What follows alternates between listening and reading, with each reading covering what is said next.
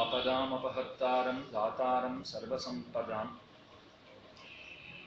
लोकाभिरामं श्रीरामं भूयो भूयो नमाम्यहम्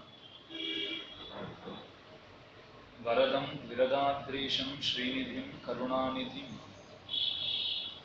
शरण्यं शरणं यामि प्रणतार्तिहरं हरिम् आकारत्रयसम्पन्नाम् अरविन्दनिवासिनीम् अशेषजगतीशित्रीं वन्दे वरदवल्लभाम् ஆழ்வார்கள் வாழி அருளிச்செயல் வாழி தாழ்வாதுமில் குரவர்தாம் வாழி ஏழ்பாறு முய்ய அவர்கள் உரைத்தவர்கள் தாம் வாழி செய்யமறை தன்னுடனே சேர்ந்து வாழி எதிராசன் வாழி எதிராசன் வாழி எதிராசன் என வாழ்த்துவார் வாழியென வாழ்த்துவார் வாழியென வாழ்த்துவார் தாழிணையில் தாழ்த்துவார் விண்ணோர் தலை अखिलात्म गुणावासम अज्ञान तिमिरापहम आश्रितानां सुशरणं वंदे अनंतार्य देशिकं वत्सान्ववाय वरणीय पयःपयोधेः जातोदयौ जगति कौस्तुभ चंद्रबिंबौ मन्ये जगद्वितत कांतिकलाविलासौ लोकार्य सुंदरवरौ किल कृष्ण हृद्यौ श्रीमते रम्यजामातृ मुनीन्द्राय महात्मने श्रीरंगवासिने भूयात् नित्यश्री नित्यमंगलम् अमुदनार अमुदम कमल तिरुवायि अलगिलम सोदि சேர்வடிவும் அமுதமென்னவையும் புகருடன் திகழும் துய்யதாம் முப்புரி நூலும் அமைவுடை குருவாய் அடியவர்கொடியாய் விளங்கும் அன்னங்காரியர்த்தம் அமுதமென்மொழியும் குமுதமென் மலரே நயனமும் நெஞ்சகலாவே. சக்கரவர்த்தி திருமகனுடைய இயற்கையான இன்னொருளினாலே ஸ்ரீமத் பரமஹம்ச பரிவ்ராஜகாச்சாரியராய் உபய வேதாந்த பிரவர்த்தகாச்சாரியராய் விளங்கா நிற்கும் நம்முடைய எதிராஜியர் சுவாமியினுடைய திருமுன்பே ஆழ்வார்கள் கண்ட ராமன் என்று சில விஷயங்களை நாமும் அனுபவித்து வருகிறோம். ராமாவதாரத்தை பற்றி ஆழ்வார்கள் கொள்ளை கொள்ளையாக பாடியிருக்கிறார்கள். ஒரு 3 தினங்களை வைத்துக்கொண்டு, அதுவும் 1.5 மணி கால அவகாசத்தை வைத்துக்கொண்டு அத்தனை அனுபவங்களையும் நம்மாலே செய்துவிடப் போகாது. இருந்தாலும் கிடைத்திருக்கிற அவகாசத்திலே மந்தமதி படைத்தவனான அடியேன் கிரகித்திருக்கிற சிற்சில விஷயங்களை இந்த கோஷ்டியிலே விண்ணப்பித்து வருகிறேன். குலசேகர ஆழ்வார் அவர் ராமாயணம் முழுக்க 10 பாசுரங்களிலே பாடியிருக்கிறார். அதனை நாமும் கேட்டு அனுபவித்தோம்.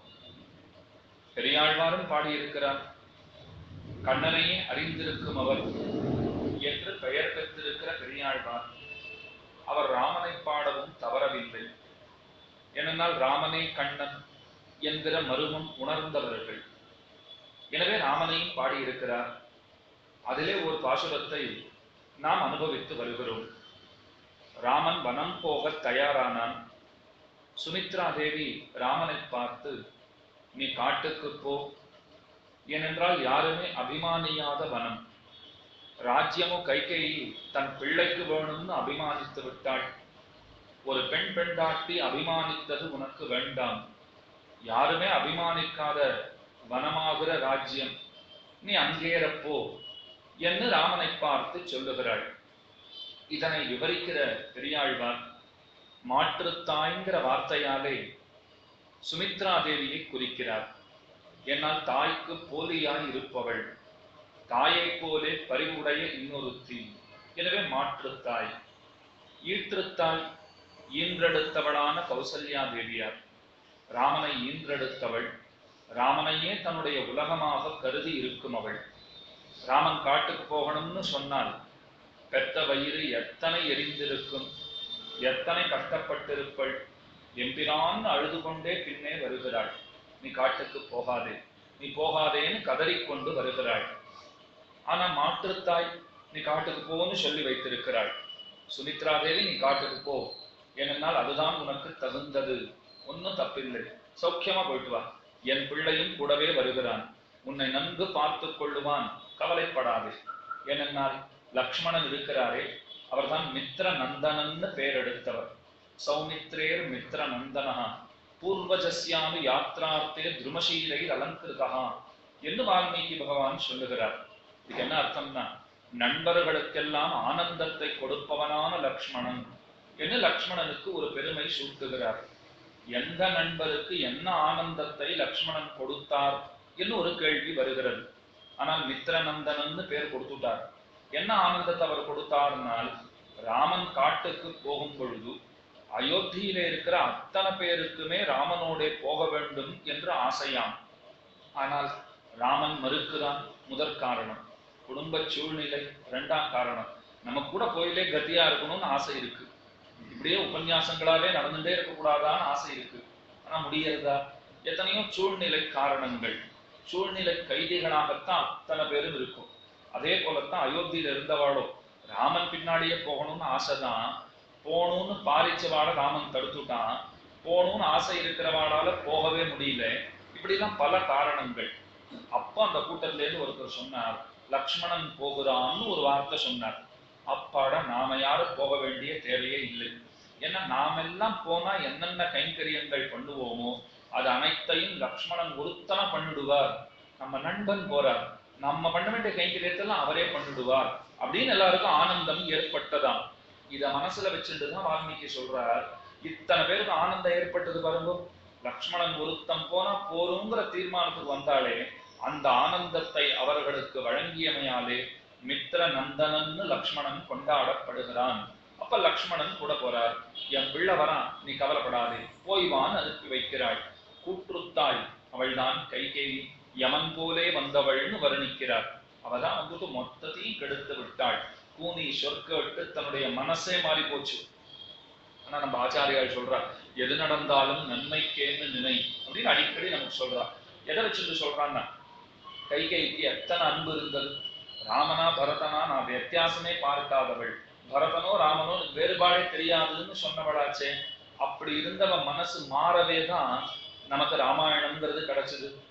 யுத்தத்துக்கு நான் போக மாட்டேன், சண்டை போட மாட்டேன்னு மனசு மாறாத இருந்தான் ஒருத்தன். அப்படி இருந்ததுனாலதான் நமக்கு பகவத்கீதையே கிடைச்சது. அப்போ ஒருத்திக்கு மனசு மாறினதுனாலே நமக்கு ராமாயணம்ங்கிற கிரந்தம் கிடைச்சது.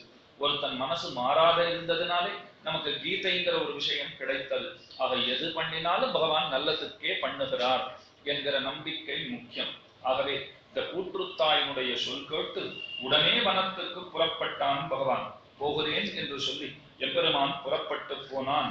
அவன் என்னத்துக்கு சீத்தமில்லாதானைன்னு ஆழ்வார் சொல்றார். சீத்தமில்லாதானை பாடிப்பறன்னு சொல்லியிருக்காரு. ஏன் இந்த இடத்துல கோபமே வராதவன் ராமன் ஏன் சொன்னார்னா, நேத்திக்குத்தான் கையில காப்பு கட்டி வச்சிருக்கா. நாளைக்கு பட்டாபிஷேகம்னு சொல்லிட்டு கையில காப்பு கட்டி வச்சிருக்கா. அந்த காப்பிலே பூசப்பட்டிருக்கிற மஞ்சள் கூட இன்னமும் அழிந்து போகல, அத்தனை ஃப்ரெஷ்ஷா இருக்குது. அப்ப பார்த்துட்டு நீ காட்டுக்கு போன்னு சொன்னா நான் எதை நினைச்சிட்டு கோவப்படுவேன். இப்ப நாம இருந்தா என்ன சொல்லுவோம், எதை நினைச்சிட்டு நான் கோவப்படுவேன். பத்திரிகை போட்டாச்சு, அத்தனை பேருக்கும் பட்டாபிஷேகம் நடக்கிறது, வாங்குவோம்னு கூப்பிட்டாச்சு.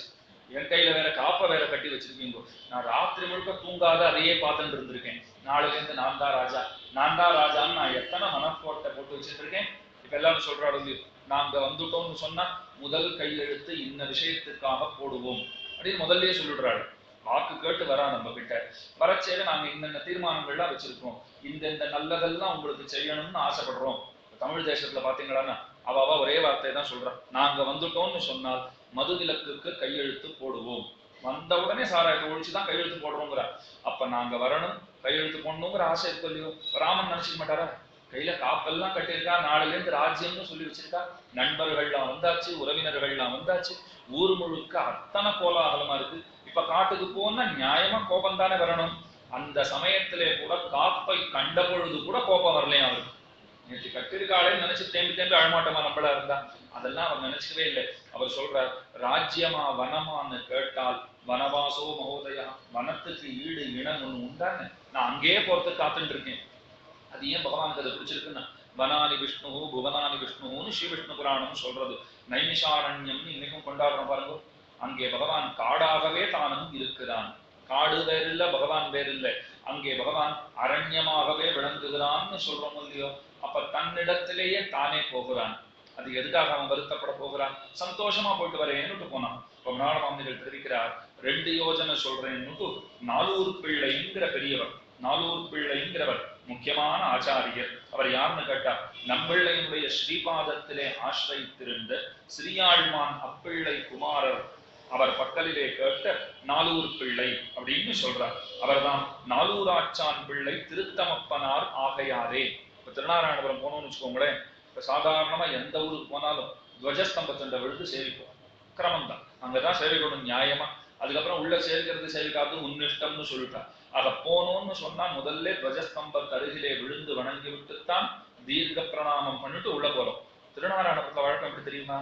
நேர போன உடனே துவஜஸ்தம்பத்து அருகிலே வணங்க மாட்டார்கள். சற்றே தள்ளி உடையவர் சன்னதி வாசல்ல விழுந்து சேவிப்பான்.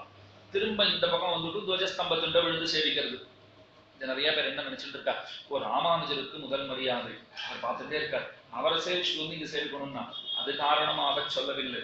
நம்முடைய சம்பிரதாயத்திலே எம்பெருமானை காட்டிலும் ஆழ்வார்களுக்கு ஏத்தம், ஆழ்வார்களை காட்டிலும் திவ்ய பிரபந்தங்களுக்கு ஏத்தம், திவ்ய பிரபந்தங்களை காட்டிலும் தத் வியாக்கியாதாக்களான ஆச்சாரியர்களுக்கு ஏத்தம், அந்த ஆச்சாரியர்களை காட்டிலும் திரும்பவும் திவ்ய பிரபந்தத்துக்கு தான் ஏத்தம். அப்படிதான் சுத்தி சுத்தி வரும். அப்ப பகவத் விஷய காலக்ஷேபம் அவ்விடத்திலேதான் நாலூராச்சான் பிள்ளை சாதித்திருக்கிறார்.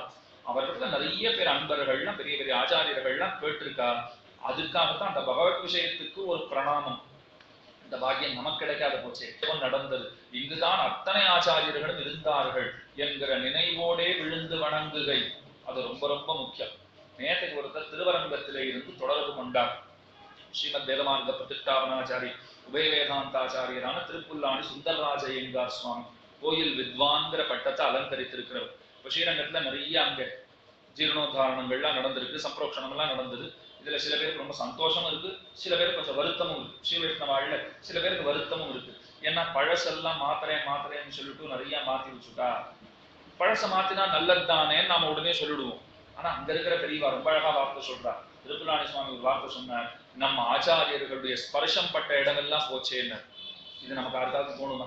நாம உடனே ஒரு இடத்தை இடிச்சுட்டு பெருசா கட்டிருக்காங்க ரொம்ப சந்தோஷம் விடுறோம். ஆனா அவ பார்வை எப்படி இருக்குன்னா, இந்த திருமதுள்ள இந்த இடத்துல சாய்ந்து கொண்டு ராமானுஜர் நின்று இருப்பர், மணவாள மாமுனிகள் நின்று இருப்பர், வேதாந்த தேசிகன் இங்கே சேவித்திருப்பர், இதெல்லாம் நினைச்சுட்டு தானே நாம போகணும். அப்ப அந்த ஸ்பர்ஷம் பட்ட இடத்தை நாம தொடரோம்னு சொன்னார். இப்போ குரு பரம்பரா பிரபாவத்துல எழுதி வச்சிருக்கா, திருக்கட்சி நம்பிகளை அழைச்சிட்டு வர்றதுக்காக ராமானுஜர் போகிறார். எப்படி போனார்னா தெற்கு வீதி வழியாக எழுந்தருளினார்னு சொல்லியிருக்காங்க. வடிவங்கள் இருக்கிறது தெற்கு வீதியில தான். இதை வாசுக்கு நாம நினைச்சோம்னா அப்ப ராமானுஜர் நடந்து போன வீதி, ஒரு ஆனந்தம் நமக்குள்ள ஏற்படுறது. நாம கால் வைக்கிறதுக்கு நமக்கு அருகத துளியும் கிடையாது. ஆனா எப்பெருமானார் நடந்த வீதியிலே ஒரு குடில் கொடுத்து நம்ம தேவப்பெருமாள் வச்சிருக்காருன்னு சொன்னால் அது பாக்கியம்னு தோன்றுது. இதெல்லாம் எதுக்காக சொல்றேன், ஒரு சந்நிதின்னு எடுத்துக்கொண்டால் உள்ளுக்குள்ள இருக்கிற அர்ச்சாவதாரத்துக்கு உயிர் இருக்கிறதுங்கிறது இருக்கட்டும், அந்த சந்நிதிக்கே உயிர் உண்டுங்கிற நினைவு நமக்கு ஏற்பட வேண்டும். ஏன்னா பரமபதத்துல இருக்கக்கூடிய அத்தனையும் சித்துன்னு வர்ணிச்சிருக்கா, அங்க இருக்கிற எல்லாமே அறிவுள்ளதுன்னு வர்ணிச்சிருக்காங்க. இப்ப பரமபதநாதனுக்கும் அர்ச்சாவதார மூர்த்திக்கும் வேறுபாடே இல்லை.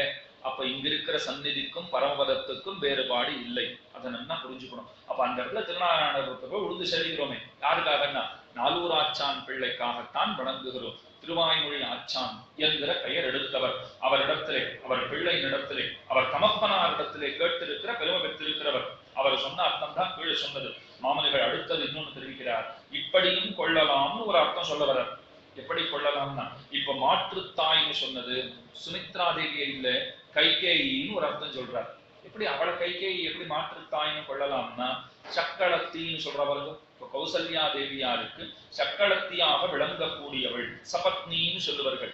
அப்படி இருக்கக்கூடியவளான கைகேயி அவள் தான் மாற்றுத்தாய். வனம் போகே காட்டுக்கு போன்னு அனுச்சவ அவதான். அப்ப அவளை சொன்னதாக கொள்ள வேண்டும். இங்க இன்னொரு அர்த்தத்தை நம்முடைய பெரியவர்கள் காட்டுகிறார்கள். இப்ப மாற்றுத்தாய்னு சொன்னால் கௌசல்யினுடைய நினைவினாலே அவள் மாற்றுத்தாய். என்ன கௌசல்யை தாயா இருக்கா. இப்ப கைகேயி யாருன்னு கேட்டா சபத்னி, எனக்கு சபத்னின்னு சொல்லிடுவள் கௌசல்யா தேவி. அப்ப கௌசல்யக்கு மாற்றுத்தாயாக விளங்கக்கூடியவள், கௌசல்யக்கு மாற்றாக விளங்கக்கூடியவள், அதடியாக ராமனுக்கு தாயாக விளங்கக்கூடியவள். அதனால கைகேயி தான் மாற்றுத்தாய். இன்னொரு அர்த்தம் காட்டுச்சா, இல்ல மாறுனா விபரீதம்னு ஒரு அர்த்தம். ரொம்ப மாத்தி மாத்தி யோசிக்காதே, மாத்தி மாத்தி சிந்திக்காதே, தப்பா யோசிக்காதேங்கிற அர்த்தம் வருது. அப்ப மாறுன்னு சொன்னா விபரீதம்ங்கிறது அர்த்தம். பரதனுடைய நினைவுக்கு விபரீதமாக நினைத்தவள். அப்ப பரதனுக்கு தாயா இருக்கா கைகேயி, பரதனுடைய நினைவுக்கு விபரீதமா யோசிச்சுட்டு இருக்கா, அதனால மாற்றுத்தாய். எப்படி இருக்கு பாருங்க. இப்ப பரதாழ்வார் போனார், போன உடனே அவர் ராஜ்யத்துக்குள்ள நுழையச்சவே அவருக்கு தெரிஞ்சு போச்சு என்னமோ நடந்திருக்கு, இந்த இடத்துல தப்பு நடந்திருக்குன்னு புரிஞ்சுண்டார். அம்மா வரச்சவே ராஜா வான்னு கூப்பிட்டார். இது என்ன பார்த்து அரசே வான்னு கூப்பிடுறாளே ஏன் அவருக்கு ஆச்சரியம் ஏற்பட்டது. அப்பதான் சொல்றான், இனிமே நீதான் ராஜான்ன உடனே அந்த பிள்ளைக்கு சந்தோஷம் ஏற்படல, அம்மாவை கடிந்து கொண்டார். அப்ப கூட சொல்றார், எங்க அம்மா நான் இதுக்கு மேல தண்டிச்சுடுவேன். ஏன் தண்டிக்கல தெரியுமா, ராமண்ணாக்கு பிடிக்காதுன்னு விட்டு வச்சிருக்கேங்கிறார். நான் ஏதாவது பண்ணினேன்னா ராமன் கோச்சு பாருங்க நடந்து, அதுக்காக அவளை விட்டு வைத்திருக்கிறேன். ஒரு பிள்ளைக்கு என்னென்னைக்குமே போக முடியாத, நீக்கிக் கொள்ள முடியாத, அதாவது தோய்த்து கொள்ள முடியாத அழுக்க கொடுத்திருக்க, நீ இதை போக்கிட்டுதான் முடியுமான்னு அவர் வருத்தப்படுறார். அப்ப அவர் நினைவினாலே மாற்றுத்தாய், தனக்கு விபரீதமா நினைச்சிருக்காளோ இல்லையோ, அதனால மாற்றுத்தாய்ன்னு அவளை சொல்லிருக்கு. இப்ப கூற்றுத்தாய் யாரு சொல்றது, கூற்றுத்தாயா இருந்த கைகேயி இப்ப மாற்றுத்தாய் ஸ்தானத்துல வச்சாச்சு. இப்ப கூற்றுத்தாய் யாருன்னா சுமித்திரை தான் கூற்றுத்தாய்ன்னு. என்ன சுவாமி இது, அவன் நல்லவள் தானே, இப்ப கூற்றுனா யமன்னு நீர் நேற்றுக்கு அர்த்தம் சொல்லி, இப்ப சுமித்திரைய போய் அப்படி சொல்லலாமான்னு கேள்வி வந்தது. ரெண்டு பிரகாரமா சொல்லலாம்னு சொல்லிட்டான். எப்படின்னா, இப்ப கூற்றுன்னு சொன்னா கூறு போடுறதுன்னு ஒரு அர்த்தம். கூறு போடுறதுன்னா ஷேர் பண்றதுங்கிற பாருங்க. ஒரு கேக் வாங்கி வச்சிருக்காங்க, அதை கூறு போட்டு கொடுக்குற அவளுக்கு இப்ப ஷேர் பண்றது.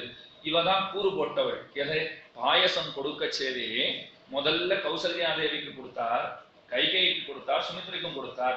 மீதி இருந்ததை திரும்பவும் யாரு கொடுத்தார், சுமித்ரா தேவிக்கு தான் கொடுத்தார். அதனால்தான் ரெண்டு குழந்தைகளை அவள் ஈன்றெடுத்தாள். அப்ப கூறு போட்ட பங்கினை பெற்றுக்கொண்ட தாயாய் இருப்பவள் ஆகையாலே அவள் கூற்றுத்தாய் அப்படின்னு அர்த்தம் பண்ணினார்.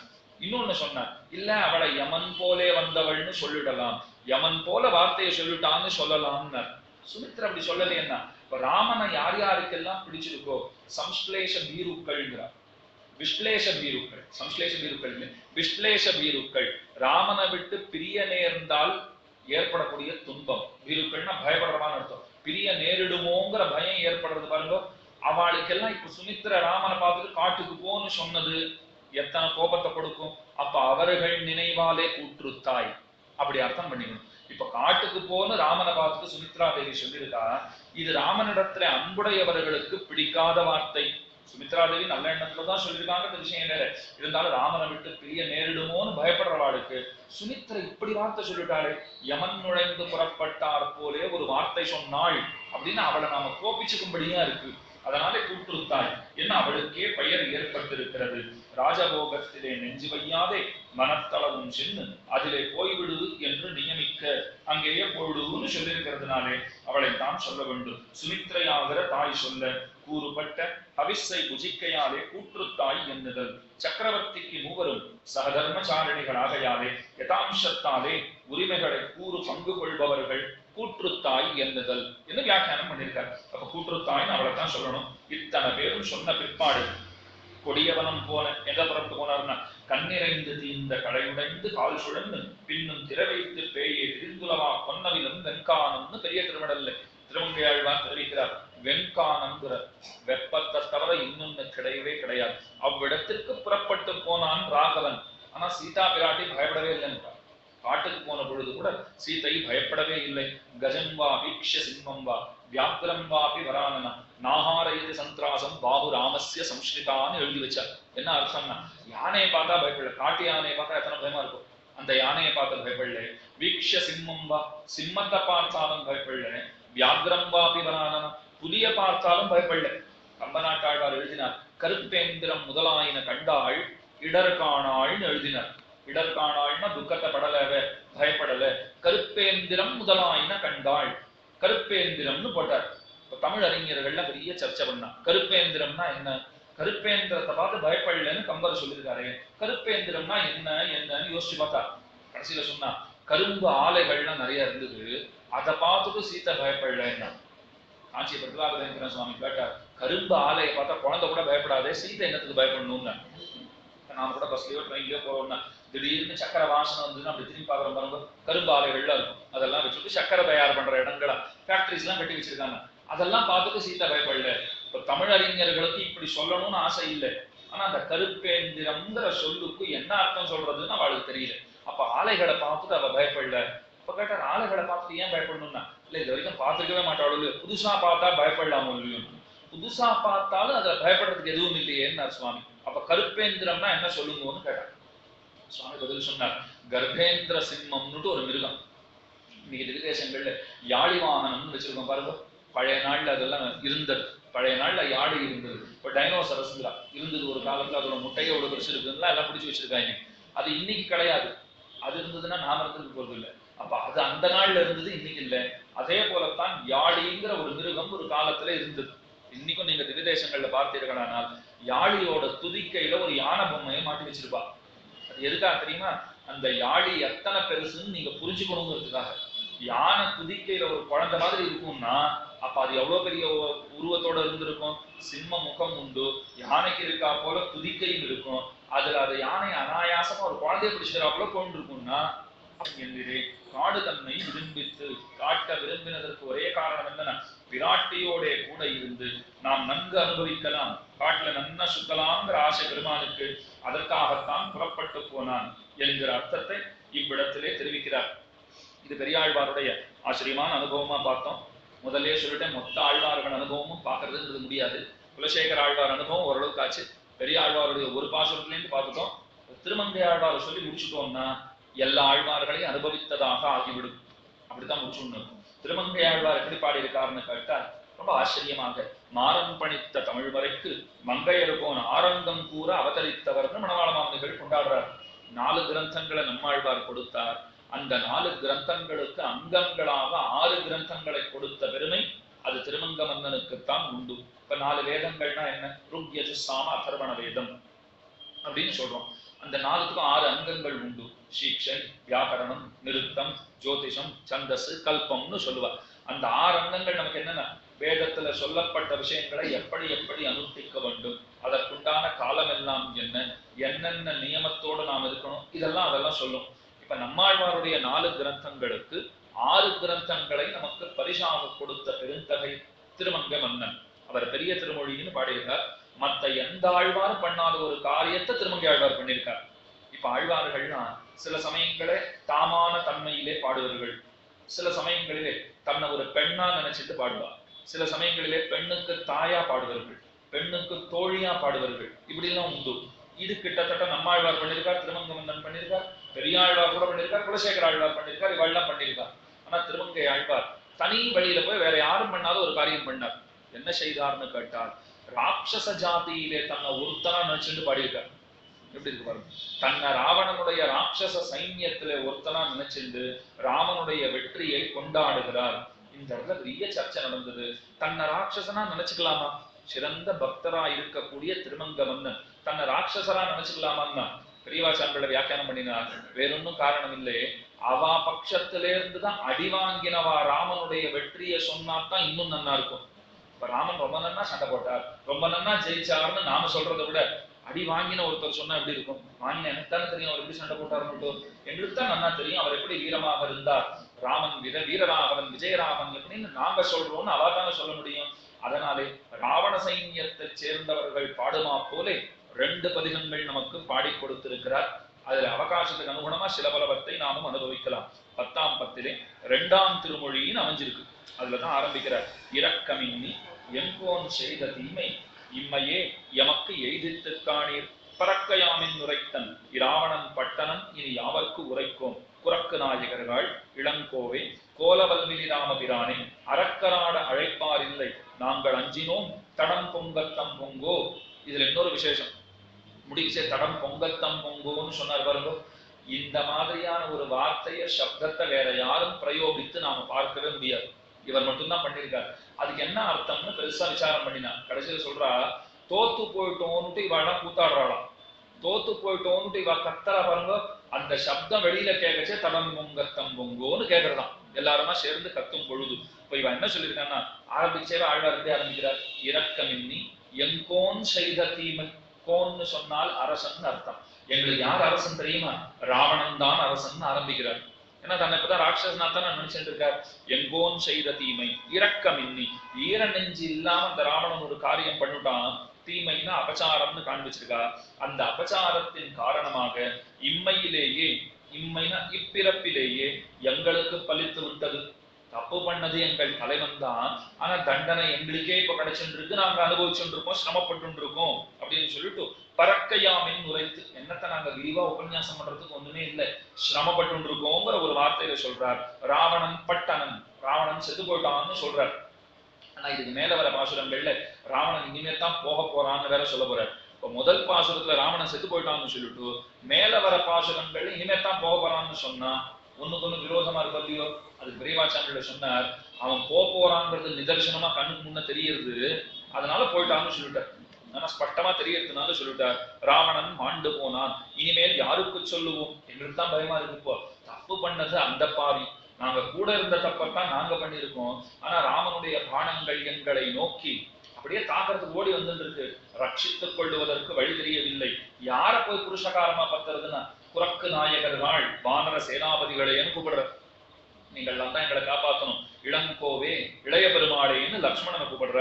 அதுக்கு மேலே அழகிய திண்ணிதான சார்ந்தவில்லை கொண்டவனான ராமபிரானே, ராட்சச ஜாதியில இருக்கிறவா நாங்கள்லாம் வந்து கூப்பிடுறோம். அரக்கர் ஆடு அழைப்பார் இல்லை, நாங்கள் அஞ்சினோம், நாங்கள்லாம் தோத்து போயிட்டோம், நாங்கள்லாம் பயந்துட்டு இருக்கோம், அரக்கர் ஆடு அழைப்பார் இல்லைன்னு சொன்னார். இந்த இடத்துல ஒரு சுவையான ஐதிஹ்யம் உண்டு. ஆடு அழைப்பார் இல்லைன்னு வார்த்தை போட்டிருக்கார். நஞ்சியர் நம்பிள்ள 2 பேரும் உட்கார்ந்து இருக்கா. நஞ்சியர் வியாக்கியானம் சொல்லிட்டு இருக்கார். ஆடு அழைப்பார் இல்லைன்னு அவர் என்ன தெரியுமா சொல்றார், ஆடு மேன்னு கத்தும் பாருங்க, அந்த மாதிரி கத்துறதுக்கு கூட எங்க கிட்ட ஒரு ஆள் இல்லை அப்படின்னு ராட்சசாள்லாம் சொன்னா அப்படின்னு அர்த்தம் பண்ணார். நம்பிள்ள நஞ்சியர் கிட்ட போனார், சுவாமி ஒரு விண்ணப்பம் பண்ணலாமான்னு கேட்டார். சொல்லும்னு சொன்னார் நஞ்சியர். நஞ்சியர் ஆச்சாரியன், நம்பிள்ளை சீடர். நம்பிள்ள போட்டு சொல்றார், ஆடுன்னு சொன்னால் வெற்றின்னு அர்த்தம். தமிழ்ல ஆடுங்கிற சொல்லுக்கு வெற்றிங்கிற ஒரு அர்த்தம் இருக்கு. ஒரு பேச்சுக்கு கூட நாங்க ஜெயிச்சுட்டோம்னு சொல்றதுக்கு எங்கள் குழுவிலே ஆள் இல்லை, இந்த அர்த்தம் நன்னா இருக்கான்னு கேட்டார். 2 அர்த்தம் சொல்லியிருக்கேன். நஞ்சியர் சொன்னது ஆடு மாதிரி மேன்னு கத்துறதுக்கு கூட ஆள் இல்லைன்னு அவர் அர்த்தம் சொன்னார். நம்பிள்ள சொல்றார், ஆடுன்னா வெற்றின்னு அர்த்தம். அந்த வெற்றியை ஒரு பேச்சுக்காகவாது ராவணன் கவலைப்படாது, நாளைக்கு நாங்க போறோம் ஜெயிச்சுட்டு வந்துடுறோம்னு சொல்றது கூட இல்லையா, அந்த அளவுக்கு கூட எங்ககிட்ட ஆடு இல்லை. அரக்கர் ஆடு அழைப்பார் இல்லை, ஆடு வெற்றி, அரக்கர்களாகிய நாங்கள் வெற்றியை சொல்லி கூவ முடியாத நிலையிலே இருக்கிறோம், என தோல்வி கண்ணுக்கு எதிர தெரிகிறது, பேச்சுக்கு சொல்றதுக்கு கூட ஆள் இல்லை அப்படின்னு சொல்லுகிறார்கள் அப்படின்னு நம்பிள்ள சொன்ன உடனே நஞ்சியர் உடனே சொல்றார், நீர் சொன்ன அர்த்தமே சரி, அதுவே அமையட்டும்னு சொன்னார். எவ்வளவு பெரிய குணம் இருக்கணும் யோசிச்சு பாருங்க. ஆச்சாரியனிடத்திலே சிஷ்யன் போட்டு இந்த அர்த்தம் நன்னா இருக்கான்னு கேட்ட உடனே நான் என்ன அர்த்தம் சொல்றேனோ அதை கேட்டுப்போம் அப்படின்னு சொல்லிருக்கலாம் சொல்லி யாதவ பிரகாசர் அதைத்தானே பண்ணார். ராமானுஜர் சரியான அர்த்தத்தை சொன்னா அவரால் பொறுத்துக்க முடிஞ்சுதா? ஸ்ரீ வைஷ்ணவ ஆச்சாரியர்களின் மாண்பு இதுதான். யார் எதை சொன்னாலும் நன்மை இருந்தால் அவசியம் எடுத்துக் கொள்ளுவார்கள். இது சிஷ்யன் சொன்னதாச்சே தப்பாச்சே அவன் எப்படி சொல்லலாம், அதெல்லாம் விசாரம் கிடையாது. விஷயம் ரசமா இருந்திருக்குன்னா யார் சொன்னாலும் எடுத்துக்கலாம். அதே போலத்தான் பட்டரும் நஞ்சியரும் கூடி இருந்தார்கள் என்னால் எத்தனை கேள்விகளை நஞ்சியர் கேட்பது தெரியுமா?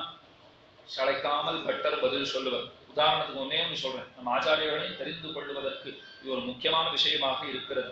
பட்டர் சொல்றார், பகவானுக்கு எந்த பூவும் ஆகும், சில பூலாம் பகவானுக்கு ஆகாதுன்னு வச்சுக்கோங்க, எந்த பூவும் ஆகும், கண்டகாலி பூவும் ஆகும்னு வியாக்கியானத்துல சொல்லிட்டார். ஆனா நான் கண்டகாரிகா புஷ்பம் தேவதாம் வினிவேதையத்துன்னு ஏதோ பிரமாணத்தை காண்பிச்சுட்டு இல்ல அந்த பூவை விஷ்ணுவுக்கு சமர்ப்பிக்க கூடாதுன்னு சாஸ்திரம் சொல்றதே, இப்ப நீ சமர்ப்பிக்கலாம்னு சொல்றீரே, பகவான் அது கூடாதுன்னு சொல்லியிருக்காரேன்னு நஞ்சியர் கேட்டார். அப்ப பட்டர் சிரிச்சுட்டே சொல்றார், பகவானுக்கு ஆகாதுன்னு எதுவும் கிடையாது, அவன் வேண்டான்னு ஏன் சொன்னா தெரியுமா? அந்த பூவிலே நிறைய முட்கள் இருக்கும், பறிக்கச்சே பக்தன் கையில படுமேங்கிறதுக்காக வேண்டாம் நானே தவிர தனக்கு வேண்டான்னு அவர் சொல்லவே இல்லை. என்ன ரசமான அர்த்தம் ஆகும். இப்ப நஞ்சியர் கூட ஒரு கேள்வியை கேட்கவே தான் இது கிடைச்சிருக்கு. கத்தியத்திரயத்தை ராமானுஜர் அனுசந்தானம் பண்றார். எம்பார் எழுந்துட்டு, என்ன சுவாமி நான் சொன்னேன் பகவான் பதில் சொன்னார், பகவான் கேட்டார் நான் சொன்னேன், நீர் ஏதோ சொல்றீரே, நீரும் பெருமானும் பேசினத்தை நாங்க எப்படி நம்புறதுன்னு எத்தனை தைரியம் இருக்கணும் பாருங்க. ராமானுஜர் சொல்றார் நான் பகவானோட பேசினேன் அவர் பதில் சொன்னார்னு, நான் எப்படி நம்புறதுன்னு கேட்டார். இப்ப கோவிந்தர் எம்பாருக்கு நம்பிக்கை இல்லைன்னு அர்த்தமா? கிடையவே கிடையாது. அவர் நம்மளை பத்தி நல்லா தெரிஞ்சு வச்சுட்டு இருந்தார். பின்னாடி வர கூட்டம் எதையும் அவ்வளவு சுலபத்துல நம்பிடாது. ராமானுஜர் இந்த மாதிரி பேசினார் பகவான் பதில் சொன்னார்னு சொன்னா இதெல்லாம் ஏதோ பொய் சொல்றாருன்னு தள்ளிட்டு போடும். அதுகள்லாம் அந்த மாதிரி சொல்றதுக்கு முன்ன நானே கேட்டுடுறேங்கிறாரு. அப்ப ராமானுஜர் சிரிச்சுட்டே சொல்றார், இந்த வார்த்தைகள்லாம் கேட்டு பாருமே, அவன் சொல்லி வைத்தால் அல்லது என் வாயிலிருந்து புறப்படாத வார்த்தைகள், நான் சொன்ன மாதிரியே இருக்கு. இதை கேட்டா அவன் சொன்னால் அல்லது இந்த வார்த்தைகள்லாம் வந்து விழுமா, அவனே சொன்னது, நீர் விஸ்வசிக்கலாம்னு சொல்லிட்டு உட்கார வச்சுட்டார், நீர் நம்பலாம்னு சரின்னு அவரும் உட்காந்துட்டார். இந்த மாதிரி ஆச்சாரிய சிஷ்ய சம்பாஷணைகளிலே இந்த ஆடு அழைப்பார் இல்லைங்கிறதும் ஒண்ணும். ஆடுன்னா ஆடு மாதிரி மேமேன கத்துறதுக்கு ஆள் இல்லைன்னு நஞ்சியர் சொன்னார். வெற்றியை சொல்லி சொல்றதுக்கு ஆள் இல்லைன்னு இவர் சொன்னார். ஒரு சுவையான செய்தி இந்த இடத்துல உண்டு. ஒரு ஆடு கொண்டே இருந்தது. எதிர்க்க ஒரு சிம்மம் வந்துருக்கு. ரொம்ப பசியோட இருந்தது. ஆட்டை விழுங்கணுங்கிற ஆசையோட வந்துருக்கு. பக்கத்துல வந்த உடனே ஆடு பார்த்தது, ஐயோ இன்னைக்கு இதுக்கு இரையாக வேண்டியதுதான் போல் இருக்கு, பிராணம் போகிறது, சரி நம்ம விதி அவ்வளவுதான், தயாராயிடுச்சு. அப்ப பார்த்துட்டு சிம்மம் ஏற இறங்க பாக்குறது. கொழுன்னு இருக்க ஆடு, நமக்கு 2 நாள் பசி தாடும் அப்படின்னு தீர்மானம் பண்ணிட்டே இருந்துச்சு. ஏற இறங்க பார்க்கச்சே இந்த ஆட்டினுடைய கழுத்துக்கு பக்கத்துல 2 பக்கம் சதை தொங்கும் பாருங்க. அதை பார்த்துட்டு சிம்மம் அதை பார்த்துட்டு கேட்டது, இது என்னன்னு தெரியலையே, 2 பக்கமும் தொங்குறதே என்னன்னு கேட்டு தெரிஞ்சுக்கணும்னு ஒரு ஆசை வந்துடுது. சிம்மம் ஆட்டை பார்த்துட்டு 2 பக்கமும் ஏதோ சதை பிடிப்பா இருக்கே, அது என்னன்னு கேட்டது. ஆடு யோசிச்சுது, சிங்கம் என்ன சாப்பிடறதுக்கு முன்ன ஒரு கேள்வி கேட்டிருக்குன்னு சொன்னால் இதை எப்படியாவது பயன்படுத்திட்டு நாம தப்பிச்சுடணும் அப்படின்னு தீர்மானம் பண்ணிடுச்சு. சிங்கத்தை பார்த்துட்டு கேட்ட உடனே யோசிக்கணும் இல்லையோ, இதுக்கு நான் 1/2 மணி நேரம் கழிச்சு சொல்றேன் நான் சொல்ல முடியும். டக்குன்னு யோசிச்சு பார்த்துட்டோ கர்ஜிக்க ஆரம்பிச்சது. 101 அப்படின்ட்டு. நான் என்னமோ கேட்டேன், ஆடு என்னமோ 101ன்னு சொல்றதேன்னு சிங்கத்துக்கு சந்தேகம். நீ என்ன 101ன்னு சொல்றேன்னா, இல்ல நான் தீட்சை வச்சுட்டு இருக்கேன்னு ஆரம்பிச்சது ஆடு. 2 பக்கம் சதையா இருக்குன்னு சொன்னீங்க, நான் தாடி வளர்த்துட்டு இருக்கேன். எதுக்குன்னா 100 சிம்மத்தை அடிச்சு சாப்பிட்டுட்டேன், 101வது சிம்மத்தை சாப்பிட்ட அப்புறம் தான் போய் சவரம் பண்ணிக்கலாம்னு இருக்கேன். நீ இன்னைக்கு ஆட்டுட்ட 101 பாருங்க. அப்பதான் சிம்மம் நினைச்சிருக்கு, ஐயோ தப்பான ஆட்டு இடத்துல வந்து போகும்போது இருக்கு, நாம இதை சாப்பிடறதுக்கு ஒண்ணு இது நம்மள சாப்பிடுமோ என்னமோ, வேண்டவே வேண்டாம்னு ஒடிய கொடுத்து. அப்ப ஆடு நினைச்சுதான், பகவான் எதையுமே தேவையில்லாம வைக்கலேங்கிற முடிவு கொண்டுதான். சிங்கம் வந்து கேட்டா தப்பிக்கிறதுக்கு தான் வச்சிருக்காரு போல் இருக்கு. இப்ப இந்த கதை எதுக்காக சொன்னேன்னா, அந்த ஆடு மாதிரி ராவணன் தன்னுடைய சைன்யத்தை பார்த்து கேட்கறான், நாளைக்கு போனா ராமனை ஜெயிச்சுடலாமான்னு கேட்டா, சும்மா ஒரு வார்த்தைக்காவது கவலைப்படாது, போனா நமக்கு தான் வெற்றி, நம்ம பாரத தேசம் வெளிநாட்டுக்கெல்லாம் விளையாட போறதுன்னு வச்சுக்கோங்க. அணித்தலைவர் ஒரு பேட்டி கொடுக்குறாரு, போச்சு என்ன சொல்றாரு, போய் நமக்கு தானுட்டு போறாரு. முதல் சுத்துலயே கூட வெளில வந்துருவோம் நாங்க, அதுக்கு நீங்க வந்து போச்சேவே இல்ல, நாங்க ஜெயிக்கிறதுக்கு வாய்ப்பு ரொம்ப குறைவு, நாங்க போனோம்னா முதல் சுற்றோட வந்துடுவோம்னு போவாரு. அப்ப நான் என்ன சொல்லுவோம், அதுக்கு போவே வேண்டாமே விடுவோம். அவர் ஒரு வார்த்தை நம்பிக்கையா சொல்லிட்டு தான் போகணும், ஃபார்மாலிட்டிங்கிற முடியும். நாங்க தான் போறோமே, நாங்க கோப்பையோட திரும்ப வருவோம் அப்படின்னு சொல்லிட்டு போவா. திரும்ப வரைச்சே விமான நிலையத்துடைய பின்வாசல் வழியா போடுவாருலாம். நான் கையில கோப்பை இருந்தா தானே முன்வாசல் வழியா வர சொல்லிட்டு போனீரேன்னா, ஏன் சுவாமி போச்சேவே தோக்க போறோம்னு சொல்லிட்டு போக முடியும், ஒரு வார்த்தைக்காக சொன்னேன் அப்படிங்கிற அழுதியோ. அந்த மாதிரிதான் இந்த இடத்துல சொல்றா, அரக்கர்கள்ல யாரும் அந்த மாதிரி வாய் வார்த்தைக்கு சொல்றது கூட ஆள் இல்லையா, நமக்கு தான் வெற்றின்னு சொல்றதுக்கு கூட வாய் இல்லாதபடிக்கு அவர்கள் இருக்கிறார்கள். அப்ப நாங்கள் தோற்று இருக்கிறோம், நாங்கள்லாம் தோத்தோ போயிட்டோம், இந்த ஜென்மத்தில பண்ணின பாபத்தை இம்மையிலேயே அனுபவிக்க பெற்றோம் என்று சொன்னார். அத்யுத்கடைஹி புண்ணிய பாபைஹி இகைவ பலமஷ்ணுதேன்னு சாஸ்திரம் சொல்றது. என்ன அர்த்தம்னு சொன்னால், புண்ணியமோ பாபமோ எல்லை கடந்து செய்யப்பட்டிருப்பின் அதற்கான லாப அலாபங்களை, அதாவது பெறக்கூடிய தண்டனைகளாகட்டும் பெறக்கூடிய நன்மைகளாகட்டும் அது இந்த ஜென்மத்திலேயே கிடைத்து விடும்னு சாஸ்திரம் சொல்லி வச்சிருக்கு. இப்ப ராவணனோட இருந்த தீமையத்தான் நாங்க பண்ணிருக்கோம். சீதையை அபகரிச்சது நாங்கள் இல்லை, ஆனா அபகரித்தவனுடைய கூட்டத்துல இருக்கோம் இல்லையோ, அதனாலே ராமனுடைய பானம் எங்களையும் நலியுமோ நாங்கள் அஞ்சினோம், குற்றவாளியான ராவணன் கீழ் குடிவாழ்ந்தவர்கள் என்னும் காரணத்தினாலே எங்களையும் கொன்றொழித்து விடுகிறீர்களோ என்று பயப்படுகிறோம் என்கை, எங்களுக்கு பயமா இருக்குன்னு சொல்றார். 10 நீன் முடியும் அவத்திரட்டி பாழித்தோளும் படைத்தவன் செல்வம் சித்தம் மங்கையர்பால் வைத்து கெட்டான் செய்வதும் அறியா வடியோங்கள் ஒத்ததோடு 2ம் ஒரு முடியும் ஒருவர் தந்திரத்தோமன்னி வாழ்ந்தோம் அத்த வெம்பெருமான் எம்மை கொல்லேல் அஞ்சினோம் தடம் பொங்கத்தம் பொங்கோ. அடுத்த பாட்டுல சொல்றா, அத்தையின் பெருமான் சுவாமி, ராமனை பார்த்துட்டு சுவாமியே கூப்பிடுறா. ஆனா இதுல ஒரு விசாரம், இப்ப இந்த ராட்சசாலும் பக்தாள் ஆயிட்டாளான்னா, பக்தாளாயிருந்தா விபீஷணனை போலன்னா ஆயிருப்பா. விபீஷணஸ்து தர்மாத்மா நது ராட்சச சேஷ்டிதான்னு சொல்றோம். விபீஷணங்கிறவன் ராட்சச சாதியிலே பிறந்திருந்தாலும் சிறந்த பக்திமான ஆயிட்டாரு. விபீஷணனை போல உண்டா செல்வ விபீடன் ஆழ்வார் கொண்டாடுற அளவுக்கு விபீடன் பதவி உயர்வு பெற்று விட்டான். அப்ப இந்த ராட்சசாலாம் இப்ப நல்ல எண்ணத்தோட சொல்றாளன்னா, இவாளுக்கு ராமன் திருவடிகள்ல வந்து விழணுங்கிற அளவுக்கு இப்ப மனசு இல்ல, உயிரை காப்பாத்திக்கணுங்கிற அளவுல தான் மனசு இருக்கு. எங்க உயிரை காப்பாத்திட்டா போதும், நாங்க ராமன் கிட்ட போகணும்னு கூட சொல்லலை, எங்க உயிரை காப்பாற்றி கொண்டாலும் போதும். அதற்காக பகவானை அழைக்கிறார்கள். சுவாமின் ராமபிரானை நீண்ட 10 தலைகளையும் அந்த தலைகளின் கணக்கிலே இரட்டிப்பான கணக்கை உடையவையாய் வலிமைமிக்கவையான தோள்களையும் உடையவனான ராவணன். 10 தலை இருக்கு, 20 தோள் இருக்குன்னு. இதெல்லாம் எதுக்கு கணக்கு சொல்லணும்னா, சாஸ்திரம் சொல்றது சரீரமே பகவானிடத்துல சமர்ப்பிப்பதற்காகத்தான் கொடுக்கப்பட்டிருக்கிறது. விசித்ரா தேக சம்பத்தி ஈஸ்வராய நிவேதித்தும்னு சொல்லுவார்கள். பகவானுக்கு இந்த ஆத்மாவை சமர்ப்பிக்கிறதுக்கு இந்த சரீரம் நமக்கு உபயோகமா இருக்கு. அப்ப சரீரத்தை நமக்கு கொடுத்ததே நம்மை அவனிடத்திலே சேர்ப்பதற்காக. 2 கை நமக்கு கொடுத்தது கை கூப்பறதுக்காக. இப்ப இவளுக்கு ஆச்சரியம் என்ன தெரியுமா? 2 கை இருந்தாலே பகவானை கூப்பணும்னு சொன்னால் 20 தோள் இருந்தா பெருமானை எப்படி அனுபவிக்கலாம்? 10 தலை இருந்ததுன்னா எந்த கூட்டத்துல இருந்து பகவானை சேவிச்சு விடலாம் இல்லையோ. ஏன்னா அந்த 10 தலையில ஒரு சுவாரஸ்யம் என்னன்னா, அது வரிசையாவும் இருக்கும், தேவைப்பட்டா ஒண்ணுக்கு மேல ஒண்ணும் இருக்கும். அப்படி இருந்துச்சுன்னா எப்பேற்பட்ட கூட்டம் இருந்தாலும் பகவானை சேவிச்சு விடலாம் இல்லையோ. இப்ப எங்களுக்கு இருந்தா சௌகரியம்னு நாம நினைச்சுக்கலாம். திருமங்கையாழ்வார் அப்படித்தான் பகவானை பார்த்துட்டு விசாரிக்கிறார். பகவானே, நான் என்னமோ உனக்கு பக்தன் சொல்லிட்டு வந்துட்டு இருக்கேன். ஆனா யோசிச்சு பார்த்தா இரணியன் தான் உனக்கு ரொம்ப பிடிக்கும் போல் இருக்குன்னு திடுக்கிட்டான் பகவான். இரண்யனை பிடிக்குமா? எனக்கு பிரகலாதனை பிடிக்கும்னா நியாயம், இரண்யனை பிடிக்கும்னு ஏன் சொல்லுகிறீர்னா, இல்ல அவன் அளவுக்கு நாங்கள்லாம் ஒசரவே முடியாதுன்னு விட்டார். ஆழ்வி, நமக்கு எப்பேற்பட்ட பதவி கொடுத்துருக்கேன், ஆழ்வார்ங்கிற பதவி, கடைக்குட்டி ஆழ்வார், எல்லே இளம் கிளி நீர். அப்படி இருக்குச்சே நீர் எடுத்துக்கா அப்படி சொல்றீங்கன்னா, இரணியனுக்கு கிடைச்சது எங்களுக்கு கிடைக்குமான்னு நான் திரும்பவும். அவனுக்கு என்ன கிடைச்சது முதல்ல சொல்ற, வதம் தானே நடந்ததுன்னா. வதம் ஒரு புறம் இருக்கட்டும், ஆனா உயர்ந்ததான உன்னுடைய மடியிலேன்னு அவனுக்கு இடம் கிடைச்சது. எங்களுக்கு கிடைக்குமா? வதம் பண்ணச்சே எடுத்துட்டா தன் மடியில வச்சுட்டு தானே பெருமான் பிழிச்சிருக்காருன்னா. அப்ப இரணியன் நம்ம காட்டணும் ரொம்ப வசந்தம் போல் இருக்கேங்கிற எண்ணம் ஆழ்வாருக்கே ஏற்பட்டு. ஏன்னா தனக்கு அந்த இடம் கிடைக்கல. அந்த பெருமானுடைய மடியிலே சென்று அமரும்படியான அந்த பெரும் பேரு பெறாப்பேரு இரணியனுக்கு கிடைச்சது, எங்களுக்கு கிடைக்கலையேன்னு சொல்றாரு. அதே போலத்தான் இந்த இடத்துல ஒரு தலைக்கு மேல ஒரு தலையா இருந்ததுன்னா பகவானை நன்னா சேவிக்கலாம். 20 தோள் இருந்ததுன்னா நன்னா கைத்தட்டி பகவானை கொண்டாடலாம். அதுக்கெல்லாம் வாய்ப்பு இருக்கு. இத்தனை வாய்ப்பு கொடுத்துருக்கச்சே அதை செய்யாதவனாக போய்விட்டானே. ஏன் என்ன ஆச்சுன்னா, மங்கையர் பால் சித்தம் வைத்து சீதா பிராட்டியின் இடத்திலே தப்பான அபிப்பிராயத்தை கொண்டு விட்டான். மார்பால் மனம் சுழிப்ப மங்கையர் தோள் கைவிட்டுன்னு பாசுரம்.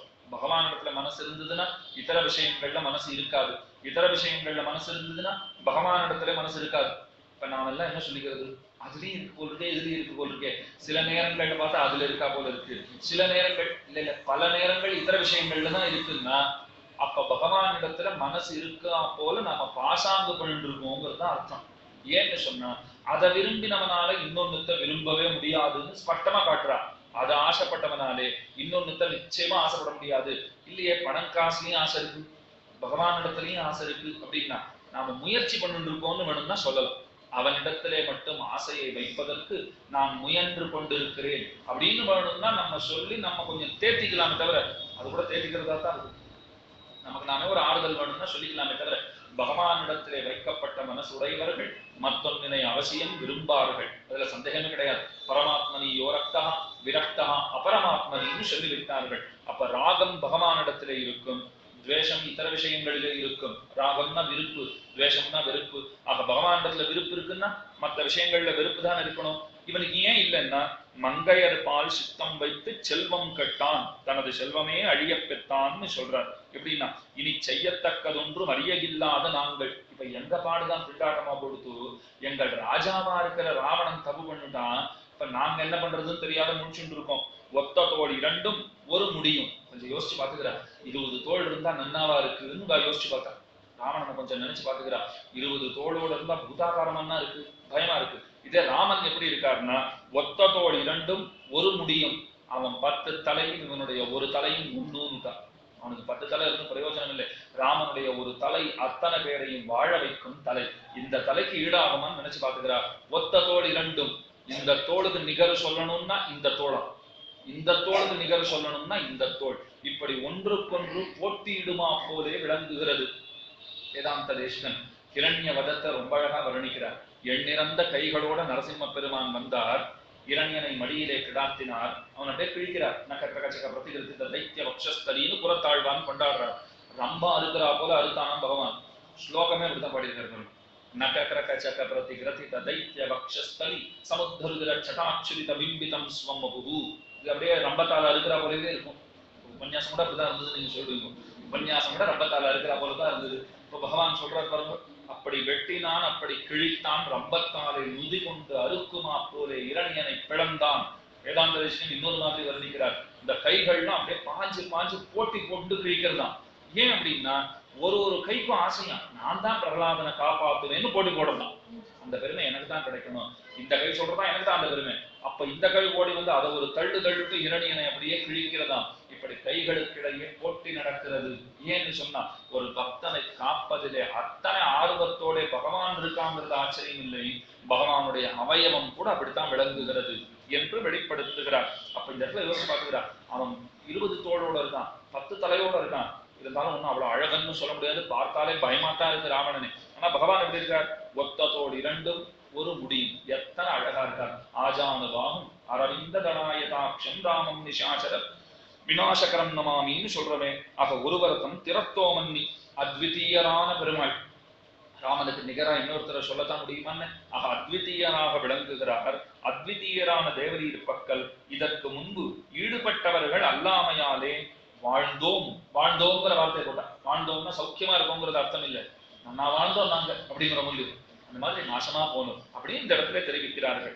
ராமனுடைய திருவடிகளை அடையாமல் நாங்க வாழ்ந்த வாழ்க்கை ரொம்பவே நன்னா இருக்குன்னு வருத்தப்பட்டுக் கொள்ளுகிறார்கள். எம்மை கொல்லேல் அஞ்சினோம் தடம் பொங்கத்தம்போ, எங்களை கொல்ல வேண்டாம் கொல்ல வேண்டாம்னு கதறுகிறார்கள்.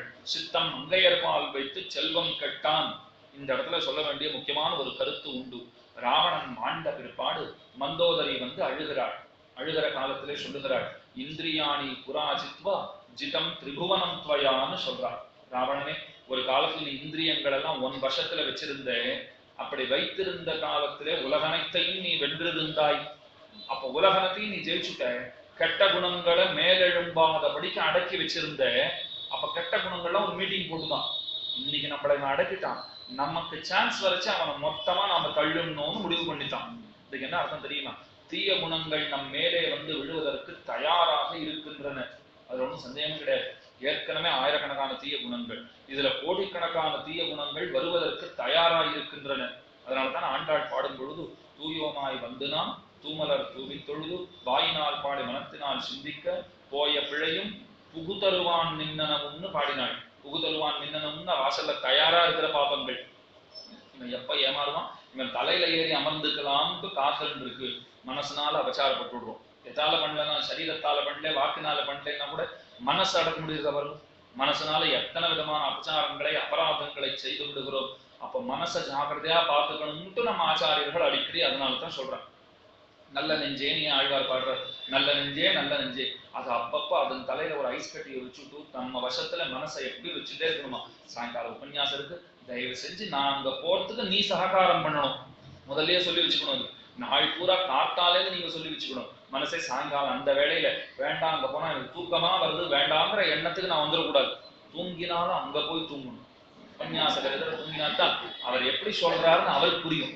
தூக்கம் வர அளவுக்கு சொல்றாரு, நல்லா தூக்கம் வருது, உபன்யாசம் நல்லா இருந்ததுன்னா அத்த நல்லா புரிஞ்சது. இந்த இடத்துல விஷயம் இல்லை, எப்படி இருந்தது உபன்யாசம், அருமையான தூக்கம், ரொம்ப ஆச்சரியமா இருந்தது, அப்ப நிச்சயமா போக வேண்டியதுதான். ரொம்ப இல்லை, அப்ப தூங்கினாலும் அங்க போய் தூங்கணும், அதுல ஒண்ணும் தப்பே கிடையாது.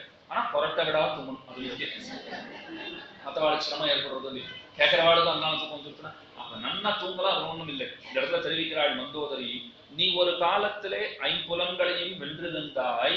அப்ப ஐம்புலன்கள் சமயம் பார்த்து காத்து கிடந்தன. ஸ்மரத்பிர தத்வைரம் அத்ய தைரேவ நிர்ஜிதா. இப்ப வாய்ப்பு கிடைச்சுடுத்து, சீதையை பார்த்தவுடனே நீ வசமிழந்து விட்டாய்.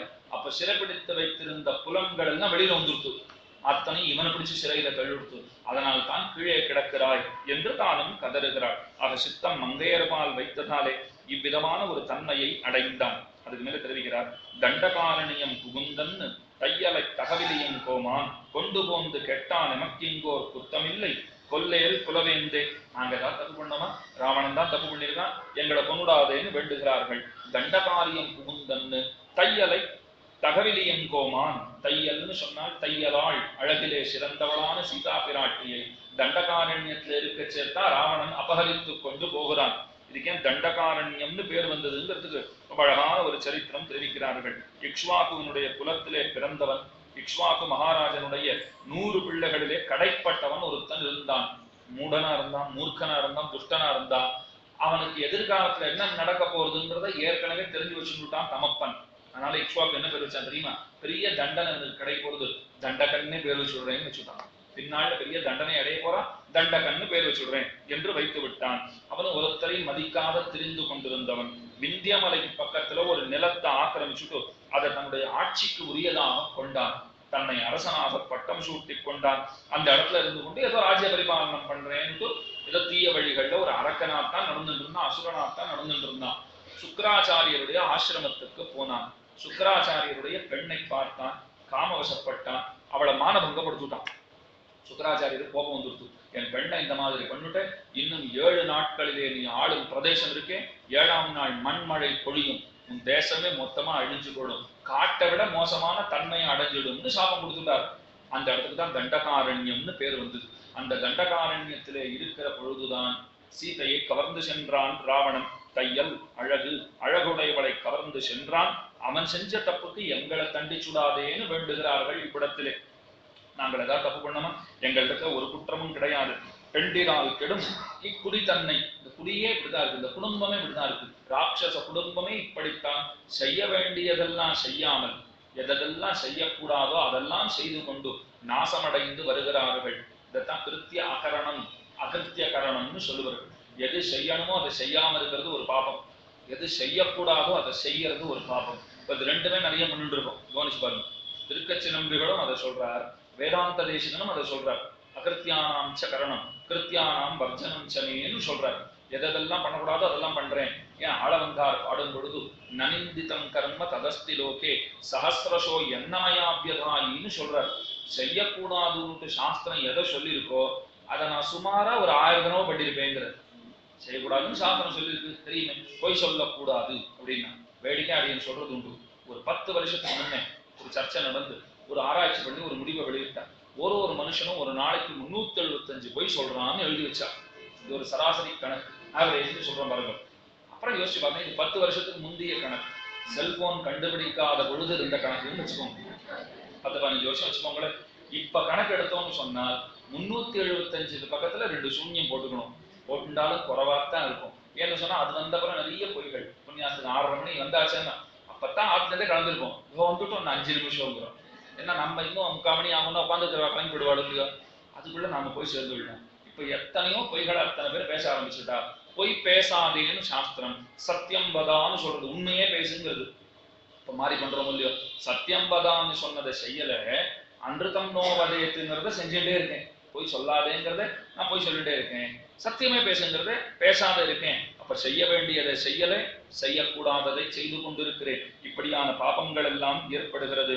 கெடும் இக்குடியினர், இந்த கூட்டமே அப்படித்தான் அழிஞ்சு போறது. செய்யக்கூடாதெல்லாம் செய்து கட்டு போகிற இந்த குடியை பற்றி பேசுவதற்கு என்ன இருக்கு? நாங்க ராட்சச ஜாதி தான். ராட்சச ஜாதியை பத்தி நாங்க என்னத்தை சொல்றதுன்னு சொல்லிட்டு, உன் அண்டவாணர் உகப்பதே செய்தாய், எங்களெல்லாம் அழிச்சுட்டேன்னு சொன்னால், அண்டம் வாழ்னர், அண்டம்னு சொன்னா ஆகாசத்தை சொல்லிட்டு வாழ்னர், ஆகாசத்திலே வாழக்கூடியவர்களான தேவதைகளுக்கு எது நன்மையோ ராமானி அதைத்தான் செஞ்சிருக்கேன். ஏன்னா தேவதைகள் தான் போய் பிரார்த்திச்சா, ராமானி போய் பிறக்க வேண்டும், ராவணனை முடிக்க வேண்டும் என்று விஷ்ணுவனிடத்திலே வேண்டினார்கள். அவ்வெம்பினானே ராமனாய் பிறந்தான்ங்கிறது தானே சரித்திரம். இப்ப ராட்சசா அதையே சொல்றா, நீ தேவதைகளுக்கெல்லாம் எது பிடித்தமானதோ அதைத்தான் பண்ணிருக்கேன், ஆனாலும் எங்களை கொன்று விடாதே, அஞ்சினோம் தடம் பொங்கத்தம் பொங்கோ, நாங்கெல்லாம் பயப்படுறோம், எங்க பிராணனுக்கு ஹானி ஏற்பட்டுடுமோங்கிற பயத்துல இருக்கும். எஞ்சலில் இலங்கைக்கிறை எங்கோன் தன்னை முன்பணிந்து எங்கள் கண்முகப்பே நஞ்சுதான் அறக்கர குடிக்கென்னு நங்கையை அவன் தம்பியே சொன்னான். ரொம்ப முக்கியமான வார்த்தை ஆழ்வார் இந்த இடத்துல சொல்றார். ராட்சசாள்னா ராவணன் இடத்துல சொல்றார். அன்னைக்கே விபீஷணன் சொன்னா ராவணன் தான் கேட்கலேன்னு ஆரம்பிக்கிறார். விபீஷணன் என்ன சொன்னான்? விபீஷணன் வந்துட்டு ராவணன் இடத்துல சீதையை கவர்ந்து வந்திருக்கிறாயே, அவளை பெண் என்று நினையாதே, நம் குலத்துக்கே கெடுப்பதற்கு வந்திருக்கிற நஞ்சாகத்தான் நான் பார்க்கிறேன். அவகிட்ட தப்பா நாம போனோம்னு சொன்னால் நம்ம குலத்தையே அழிக்கிற நஞ்சு விஷமாத்தான் அவள் இருப்பள் அப்படின்னு எத்தனையோ எடுத்து சொன்னான். அப்பிரியசிய பத்தியசிய வஸ்தாஸ்ரோதாச்ச துர்லபான்னு சொல்லுவார்கள். நல்லது கேட்கணும்னு ஆசைப்பட்டா சொல்றவா இருக்க மாட்டான், சொல்றவா ஆசையோட சொல்றேன்னு சொல்லிச்சே கேட்கறவா இருக்க மாட்டான். இந்த ரெண்டும் சேரவே சேராது. விபீஷணன் எத்தனையோ எடுத்து எம்பினான். இதைத்தான் வீட்டுல நம்பிள்ள ரொம்ப அழகா சொல்றார். எரிகிற வீட்டிலே ஏதேனும் கிடைக்குமா என்று தேடினவர் இருவர் அப்படின்னு. அது என்ன எரிகிற வீடு விவரிக்கிறேன். எங்கேயோ சாலையில போயிட்டு இருந்தோம், நம்ம ஊர்ல தான் இருக்கும்னு வச்சுக்கோங்க. நம்ம தெருவுலயே ஒரு வீடு இருக்கு. அந்த வீடு யாருக்கும் சொந்தம் இல்லாத ஒரு நிலைமையில இருக்கு. யார் சொந்தக்காராள்னே தெரியல. ஆனா வீடு ரொம்ப பழங்காலத்து வீடு, நல்லா தேக்க மரத்திலே சமைத்திருக்கிற வீடுன்னு வச்சுக்கோங்க. ஒரு நாள் திடீர்னு குருன்னு பத்தின் கொடுத்து நெருப்பு பத்தின்னு இருக்கு. நான் வாசல்ல போயிட்டு இருந்தேன். அப்ப நான் என்ன தெரியுமா நினைச்சேன், இது யாருக்குமே சொந்தம் இல்லாத வீடு தானே, உள்ள போய் ஏதாவது நாம் பிராண்டினோம்னு சொன்னா ஏதாவது தேக்கு கட்ட கிடைக்காதா, நம்ம ஆத்துக்கு பயன்படுமே என்று நான் உள்ள போய் தேடுறேன், ஆசையோட தேடுறேன். யாரும் எனக்கு கேள்வி கேட்க முடியாதுன்னு எனக்கு தெரியும். ஏன்னா யாருக்குமே சொந்தம் இல்லாததான் இருக்கு. எரிகிற வீட்டுல நீர் என்ன பண்றீங்கன்னு ஒருத்தன் என்னை பார்த்து கேட்டான். இல்லப்பா ஏதாவது கிடைக்குமான்னு பார்த்துட்டு இருக்கேன்னு சொன்னோம். நம்மள சொல்றார், அந்த மாதிரி எரிகிற வீட்டுல ஏதாவது கிடைக்குமான்னு தேடினவா 2 பேர்னா அடியன சேக்கலவர். அவர் சொன்ன 2 பேர் யார் தெரியுமா? விபீஷண ஆழ்வான் ஒருத்தர், சீதா பிராட்டி ஒருத்தின்னு சொன்னார். இவா 2 பேரும் கூட நம்மளை போலதான் போல் இருக்கு. எங்கேயாவது வீடு தங்களுக்கு சொந்தமில்லாத எரிஞ்சுட்டு உள்ள போய் தேடுவாளான்னா, எரிகிற வீடுன்னு நம்மள வர்ணிச்சதே ராவணனைத்தான். அகங்கார மமகாரங்களாலே எரிந்து கொண்டிருக்கிறவன், முழுசா அழிஞ்சு கொண்டிருக்காங்க. அதுல ஏதாவது நல்லது கிடைக்குமான்னா, நன்மை சொன்னா ஏத்துக்கிற பக்குவம் எங்கேயாவது மனசுல ஒட்டின்னு இருக்கான்னு இவ தேடிட்டு இருக்கா. இப்ப நன்மையை தேடுறதுன்னா இப்ப தேக்கு மர கட்டையாவா தேடல. நல்லது சொன்னா எங்கேயாவது மனசுல படாதா, உடனே சீத்தையை கொண்டு போய் விட்டுட மாட்டானா, என்ன கொண்டு போய் விட்டுட மாட்டானான்னு சீத்தைக்கு எண்ணம், சீத்தையை கொண்டு போய் விட்டுட மாட்டானான்னு விபீஷணனுக்கு எண்ணம். 2 பேரும் பேசி பார்த்தார்கள். அவன் கடைசி வரைக்கும் முழுசா எரிஞ்சு போறவனாத்தான் இருந்தான். கறிக்கட்டை கூட அதுல இருந்து கிடைக்கலன்றா. கடைசியில எதுவுமே கிடைக்கல, முழுசா எரிஞ்சு போயிட்டான். இதைத்தான் இந்த அரக்கர்கள் சொல்றா. நஞ்சுதான் அரக்கரை குடிக்கன்னு நங்கையை அவன் தம்பியே சொன்னான். தம்பி சொல்லியும் கேட்கவே இல்லை. ராமனுக்கு பெருமை என்னன்னு விபீஷணன் இங்க வந்த உடனே சொல்றான், நான் ஏன் இங்க வந்தேன் தெரியுமான்னு. தம்பி சொல் கேளாத இடம் விட்டு தம்பி சொல் கேட்கும் இடத்திற்கு வந்தேங்கிறான். தம்பி சொல் கேளாத இடம் இது. எங்க அண்ணா தான், நான் எத்தனையோ சொன்னேன், நல்ல வார்த்தையெல்லாம் சொல்லி பார்த்தேன், கேட்கவே இல்லை. கேட்டிருந்தான்னு சொன்னால் இப்போ ஸ்ரீரங்கத்துல ரங்கநாதனுடைய திருவடிக்கு கூட எனக்கு சந்நிதி இருக்கா? தலைநாட்டுல அவனுக்கு சந்நிதி இருந்திருக்கும், கேட்காத போயிட்டாங்கிற. ராவணன் எங்கேயாவது சந்நிதி இருக்கா? விபீஷண ஆழ்வான் சந்நிதின்னு ஸ்ரீரங்கத்துல வச்சிருக்கா. ஸ்ரீரங்கத்துல போனா சேவிச்சுட்டு வந்துட்டு இருப்பான். அதுவும் வார்த்தை பாருங்க, விபீஷண ஆழ்வான்னு வச்சிருக்கான். யாராவது ராவண ஆழ்வான்னு சொல்றாரு, மறந்து போய் கூட சொல்ல மாட்டான். ராவணன்னு சொன்னாலே கோபம் வருது நமக்கு எல்லாம். ஏன்னா உடலையும் உயிரையும் பிரிக்குமா போலே பிராட்டியையும் பெருமானையும் பிரித்தவன். அது என்னைக்கும் நீங்காத ஒரு அவப்பெயரா அவனுக்கு நின்றுட்டோ இல்லையோ. எத்தனை எத்தனை பெருமைகள் அவனுக்கு இருந்தது, மொத்தம் இதனால அழிஞ்சு போச்சு. விபீஷணன் அதுதான் யோசிக்கிறான். ஸ்ரீரங்கத்திலே ரங்கநாதனுடைய திருவடி வாரத்திலே எனக்கு சந்நிதி இருக்கு, எனக்கு ஆசை, எங்க அண்ணாக்கும் பின்னால சந்நிதி வரணும்னு ஆசைப்பட்டு நான் எத்தனையோ சொல்லி பார்த்தேன், கேட்கல. ஒருவேளை மன்னிப்பை கேட்டு சீதையை கொண்டு போய் ஒப்படைச்சிருந்தான்னு வச்சுக்கோங்க, ராவணன் செய்த தவற்றை உணர்ந்தவன் அப்படின்னு நாம சொல்லிட மாட்டோமா? செய்த தப்ப உணர்ந்தவன், உணர்ந்து ராமன் திருவடிகளிலே சரணாகதியை பண்ணினான். தப்பு எத்தனையோ பேர் உலகத்துல பண்ணிடுறோம். ஆனா உணர்ந்து பகவானிடத்திலே போய் நாம் அதற்காக பிராயஷ்சித்தத்தை செய்து பிரார்த்தித்தோம்னு சொன்னால், எத்தனை பெரிய பாபத்தை பண்ணினாலும் பகவான் அதை உடனே மறந்து தயை புரிய காத்திருக்கிறான்ங்கிறது தானே சம்பிரதாயம். புறத்தாழ்வான் ரொம்ப அழகா தெரிவிக்கிறார். நாம எப்பேற்பட்ட பாபங்கள்லாம் பண்றோம்னு ஒரு கேள்வி. ஒரு பதில் சொன்னார், ஒரு பாபத்துக்குண்டான தண்டனை பிரம்மா 100 பிரம்மாவனுடைய ஆயுள் வரைக்கும் நரக்கத்துல இருந்து அனுபவிக்கத்தக்க தண்டனைக்குரிய ஒரு பாபம். அந்த பாபத்தை நாம எவ்வளவு நாளில பண்ணிடுறோம்னா சடக்குல பண்ணிடுறோமா? இதுக்கு தண்டனை எவ்வளவு நாளின்னு கேட்டா 100,000 பிரம்மாவனுடைய ஆயுஷ் வரைக்கும் நரக்கத்துல இருக்கணும். ஆனா பாப்பத்தை ரொம்ப சுலபமா பண்ணிடுறோம், ஒரு நொடியில ஒரு செகண்ட்ல பண்ணிடுறோம். ஐயோ அப்படியே ஆச்சரியமா இருக்கேன்னா அப்ப புறத்தாள் நான் சொல்றார். ஆனா பகவான் எப்படி இருக்காரு தெரியுமா?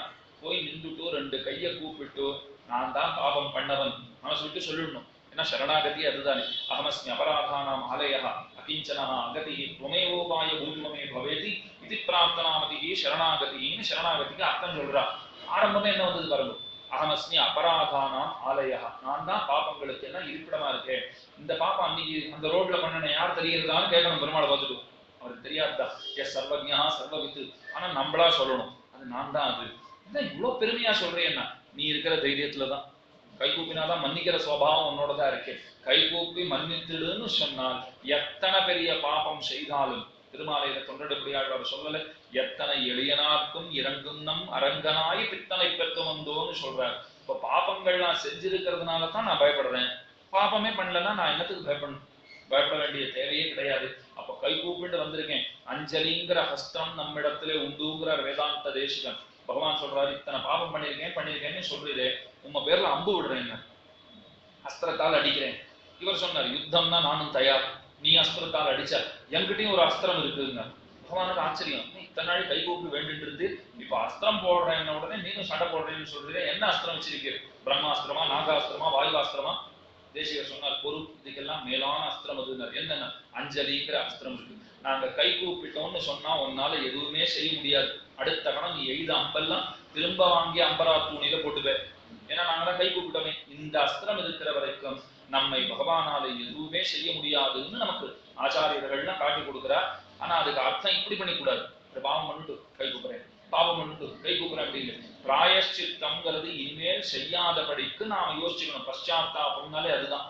பశ్చాத்து தாப்பப்படுகை, செய்த பின்பு வருந்துகை. அப்படி வருந்தினோம்னா இனிமே செய்யக்கூடாதுங்கிற ஒரு தீர்மானமாவது நமக்குள்ளே வர வேண்டும். அப்படி இருந்தா தான் பகவான் சந்தோஷப்படுறார். இல்லைன்னா அவரை நாம மிஸ்யூஸ் பண்றா போல ஆகும். அவர் அதுக்கு ஒத்துக்கவே மாட்டார்.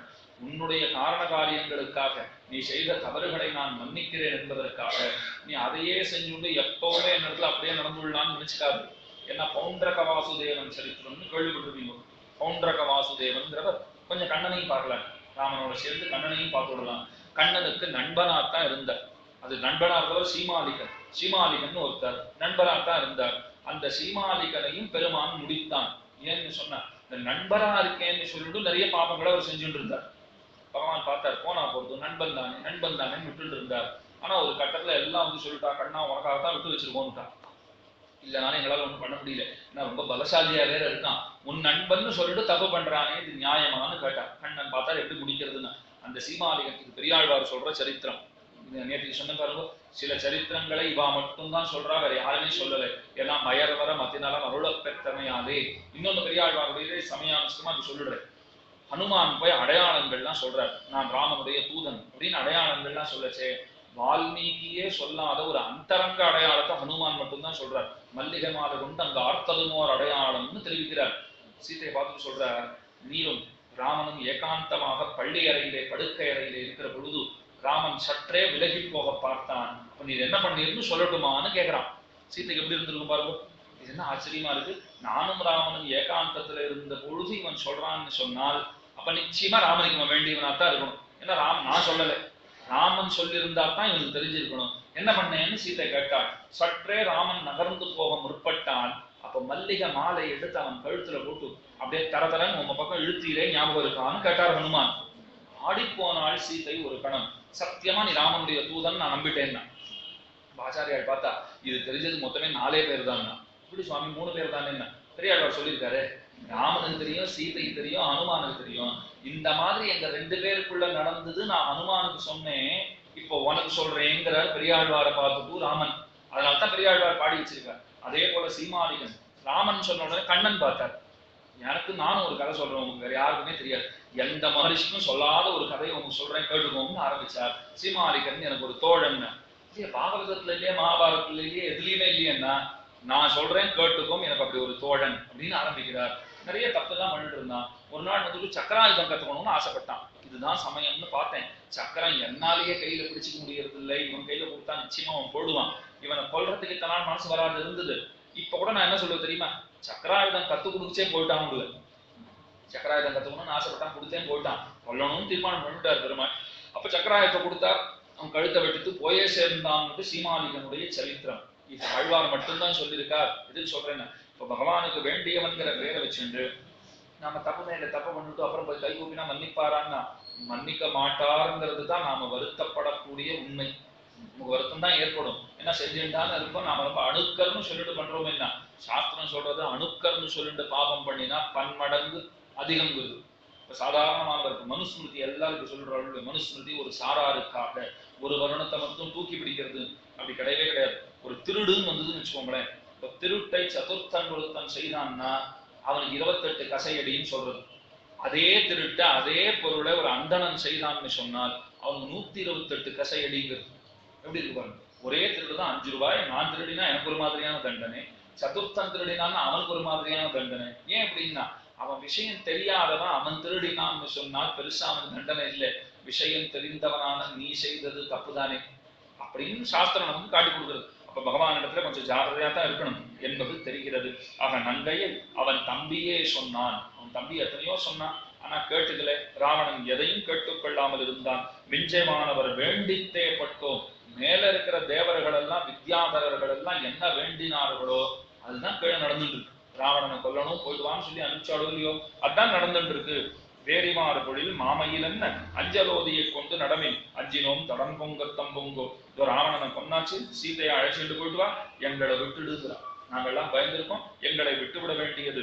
செம்பொன்னின் முடி எங்களி ராவணன் சீதை என்பதோர் தெய்வம் கொணர்ந்து. கீழே விபீஷணன் சொன்னா ஒரு நஞ்சுன்னு சொன்னோமே, அது கூட இவ பயப்படுறா. நஞ்சுன்னு சொன்னது தப்பா பற்ற போறது ராமனுடைய மனசுல. சீத்தைய விஷம்னு சொன்னீர்களோன்னு கோச்சிக்கு போறான்னு பயம். ஐயோ சீத்தைய விஷம்னு சொன்னது எங்கள் குலத்துக்கு இந்த கெட்ட விஷயத்தினால அது விஷமாறுது. இப்போ கெட்டதோ சக்கர வியாதி இருக்கிறவருக்கு சக்கர விஷம் வர முடியும். சக்கரை சாதாரணமா விஷமா? சாதாரணமா வெண்மையான விஷங்களிலே முதல்ல படிக்கப்படுறது சக்கரை தான். எத்தனை பேருக்கு தெரியும்? சர்க்கரைங்கிறது விஷம்னு தான் அதுக்கு பேர் சொல்லியிருக்கா. ஆனா அளவா இருந்தா ஒன்றும் அது நம்ம பண்ணிட போறது இல்லை. ஆனா இப்ப சக்கரை வியாதி வந்தவங்க கிட்ட போய் நம்ம சர்க்கரையை காண்பிச்சோம்னா ஐயோ விஷம் விஷம் அப்படிங்கிறாரு. என்ன சுவாமி தான் நீங்க கல்யாணம் பேச வரைச்சு நம்ம சர்க்கரையை தான் என் வாயில போட்டிருந்தேன், அன்னைக்கு உமக்கு விஷம் தெரியலையா? உமக்கு சுகர் இருக்கா? இல்ல. இப்போ உமக்கு விஷம் இல்லை, எனக்கு விஷம். இப்ப சீத்தை எப்படி கொள்ளணும்னு சொன்னால் சீத்தை என்பவள் விஷமன்னு ஆனா தப்பான அபிப்பிராயத்தோட போகணும்னு சொன்னால் நம்மையே அழிப்பதற்கு நாம் உட்கொள்ளுகிற விஷம் போன்றவள்.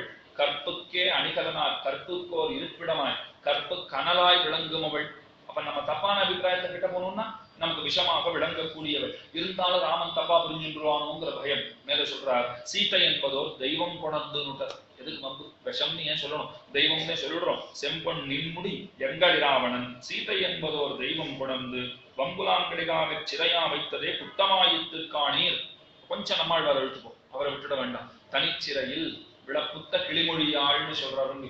கிளிமொழியாள் ரொம்ப ஆச்சரியமாக பேசக்கூடியவள். பார்த்து பார்த்து பதங்களை கோர்த்து கோர்த்து பேசுவதிலே வல்லவள். எனக்குதான் அனுமான் போயிட்டு பார்த்துட்டு வரச்சே ராமன் என்ன கேட்கிறார்? என்னென்ன சொன்னாள்? கிமாஹமம பாமினின்னு கேட்கிறார். மதுரா மதுராலாபா கிமாஹமம பாமினி. அழகா பேசுவளே சீத்தை. அனுமனே நீ பேசினியா? அவ என்னென்ன சொன்னா? எப்படி எப்படி பேசினா? கிளிமொழியாள், கிளிய போல பேசுறதுன்னு. எல்லா கிளியும் அப்படி பேசிவிடுதான். ஆழ்வார் வளர்த்த கிளி பேசும், ஆண்டாள் வளர்த்த கிளி பேசும். ஆண்டாள் வளர்த்தா ஊட்டுக்கூடாது சிறுப்பனாகில் உலகளந்தான் உயரப்பூவும். கூட்டில் இருந்து கிளி எப்போதும் கோவிந்தா கோவிந்தா என்று கூவும். கூட்டுல இருந்துச்சு கோவிந்தா கோவிந்தான்னு சொன்னோம். ஊட்டுக்கூடாது சிறுப்பனாகில் சாப்பாடு போடலேன்னு சொன்னால் உலகளந்தான்னு உயரக்கூவும். இப்ப இந்த நாச்சியார் திருமொழி பாசுரத்தை வச்சுண்டு உங்களுக்கு திருப்பாவையில ஒரு சூட்சமம் சொல்றேன். பிரசித்த வித்வன்மணியான காளியூர் தேவராஜன் சுவாமி ரொம்ப ரசமான ஒரு அர்த்தம் சொன்னார். திருப்பாவையில 2ஆம் பாட்டு வையத்து வாழ்வீர்கள். அந்த பாசுரத்துல ஆண்டாள் என்ன சொல்றார்? நெய்யுண்ணோம் பாலுண்ணோம் சாப்பிட மாட்டேன்னு சொல்லியிருக்கா. அடுத்த பாட்டு என்ன சொன்னா? ஓங்கி உலகளந்த உத்தமன்னு சொன்னா. திருவிக்கிரமாவதாரத்தை பாடினா. இப்ப ஆண்டாளுடைய சுபாவமும் ஆண்டாள் வளர்க்கிற கிளியின் சுபாவமும் ஒன்னாவே இருக்கு. சாப்பிட மாட்டோம்னு சொன்ன உடனே பட்டினி இருப்போம்னு சொன்ன உடனே ஆண்டாளும் உலகளந்த பெருமானைத்தான் கூட்டா. அவ வளர்க்கிற கிளி எப்படி இருக்குன்னு கேட்டா கூட்டிலிருந்து கிளி எப்போதும் கோவிந்தா கோவிந்தான்னு சொல்லும். ஊட்டுக்கொடாது செருப்பனாகி சோறு போடலைன்னா உலகளந்தான்னு உயரக்கூவும். அதுவும் உலகளந்தானத்தான் கூப்பிடுறது. இவளும் நெய்யுண்ணோம் பாலுண்ணோம்னு சொன்ன உடனே ஓங்கி உலகளந்த உத்தமன்னுட்டா. கிளியும் சாப்பாடு இல்லைன்னு உடனே உலகளந்தான்னு உயர கூப்பிடுறது. அதே போலத்தான் திருமங்கமந்தனும் கிளி வளர்த்தான், வளர்த்ததனால் பயன் பெற்றேன் வருகவின்னு மடக்கிளியை கைகூப்பி வணங்கினாளே. பகவானை தேடி பார்த்துட்டு கிடைக்கலையேங்கிற வருத்தத்தோட திருமாளிகைக்குள்ள நுழையிறார் திருமங்கையாழ்வார். நுடைய சேவை கிளின்னு சொல்லி கொடுத்து குறுங்குடியுள் முகிலைன்னு ஆரம்பிச்சு கொடுத்து. குறுங்குடியில் இருக்கிற பெருமாள் அவர் சொல்லிக் கொடுத்த பாட்டெல்லாம் நமக்கு வருதோ இல்லையோ 4000 கிளிக்கு அவர் சொல்லி வச்சிருந்தார். கிளி சொல்லி கொடுத்தோ ரொம்ப ஆனந்தமா பாடுது. அப்ப வளர்த்ததனால் பயன் பெற்றேன் வருகன்னு மடக்கிளியை கைகூப்பி வணங்கினாளே. அப்படி இருக்கணும் கிளிங்கிறது. சொன்னதை சொல்லுமாம் கிளிப்பிள்ளைன்னு சொல்றாளே. அப்ப சொல்லி கொடுத்து பழக்கி வச்சு நல்ல வார்த்தைகள்லாம் சொல்லணும். நம்மளை போல ஒருத்தர் கிளி வாங்குறேன்னு போனோம். ஒரு கிளி பார்த்தார், ரொம்ப நல்லா இருந்தது. இது என்ன வேணாலும் பேசும் சுவாமி, நீ வாங்கிட்டு போகலான்னு கடைக்காரன் சொல்லிட்டான். நீ பேசுவியான்னு கேட்டார். அதுல என்ன சந்தேகம்னு கிளி. ரொம்ப ஆனந்தம் ஏற்பட்டு போச்சு. பேசுறதை எவ்வளவு அப்படின்னா 500 ரூபாய்னா சரி, விலை ஜாஸ்தியா இருந்தாலும் பரவாயில்ல பேசுறதுன்னு கொடுத்துட்டார். கிளியே கிளியே நீ எப்பயுமே பேசுவியா அப்படின்னு வாங்கிட்டு போச்சே கேட்கிறார். அதுல என்ன சந்தேகம் அப்படின்னு தரு. ஆஹா, என்ன அழகா கேட்டதுக்கெல்லாம் பதில் சொல்றது. நேர தன்னோட வீட்டுக்கு போனார். இந்த வீட்டுல நீ இந்த கூட்டுல சௌக்கியமா இருப்பியோ இல்லையோ அப்படின்னா அதுல என்ன சந்தேகம்னு திரும்பவும். பரவாயில்லையா, அழகா பேசுறது. கேட்டதுக்கெல்லாம் டான் டான்னு பதில் சொல்றது அப்படின்னு. சாப்பாடு கொடுத்தா சாப்பிடுவியா, பசிக்கிறதா அப்படின்னா அதுல என்ன சந்தேகம். அப்ப நம்ம கேட்கறத புரிஞ்சுட்டு பசிங்கிற சொல்றதேன்னு சாப்பாடையும் போட்டிருக்காரு.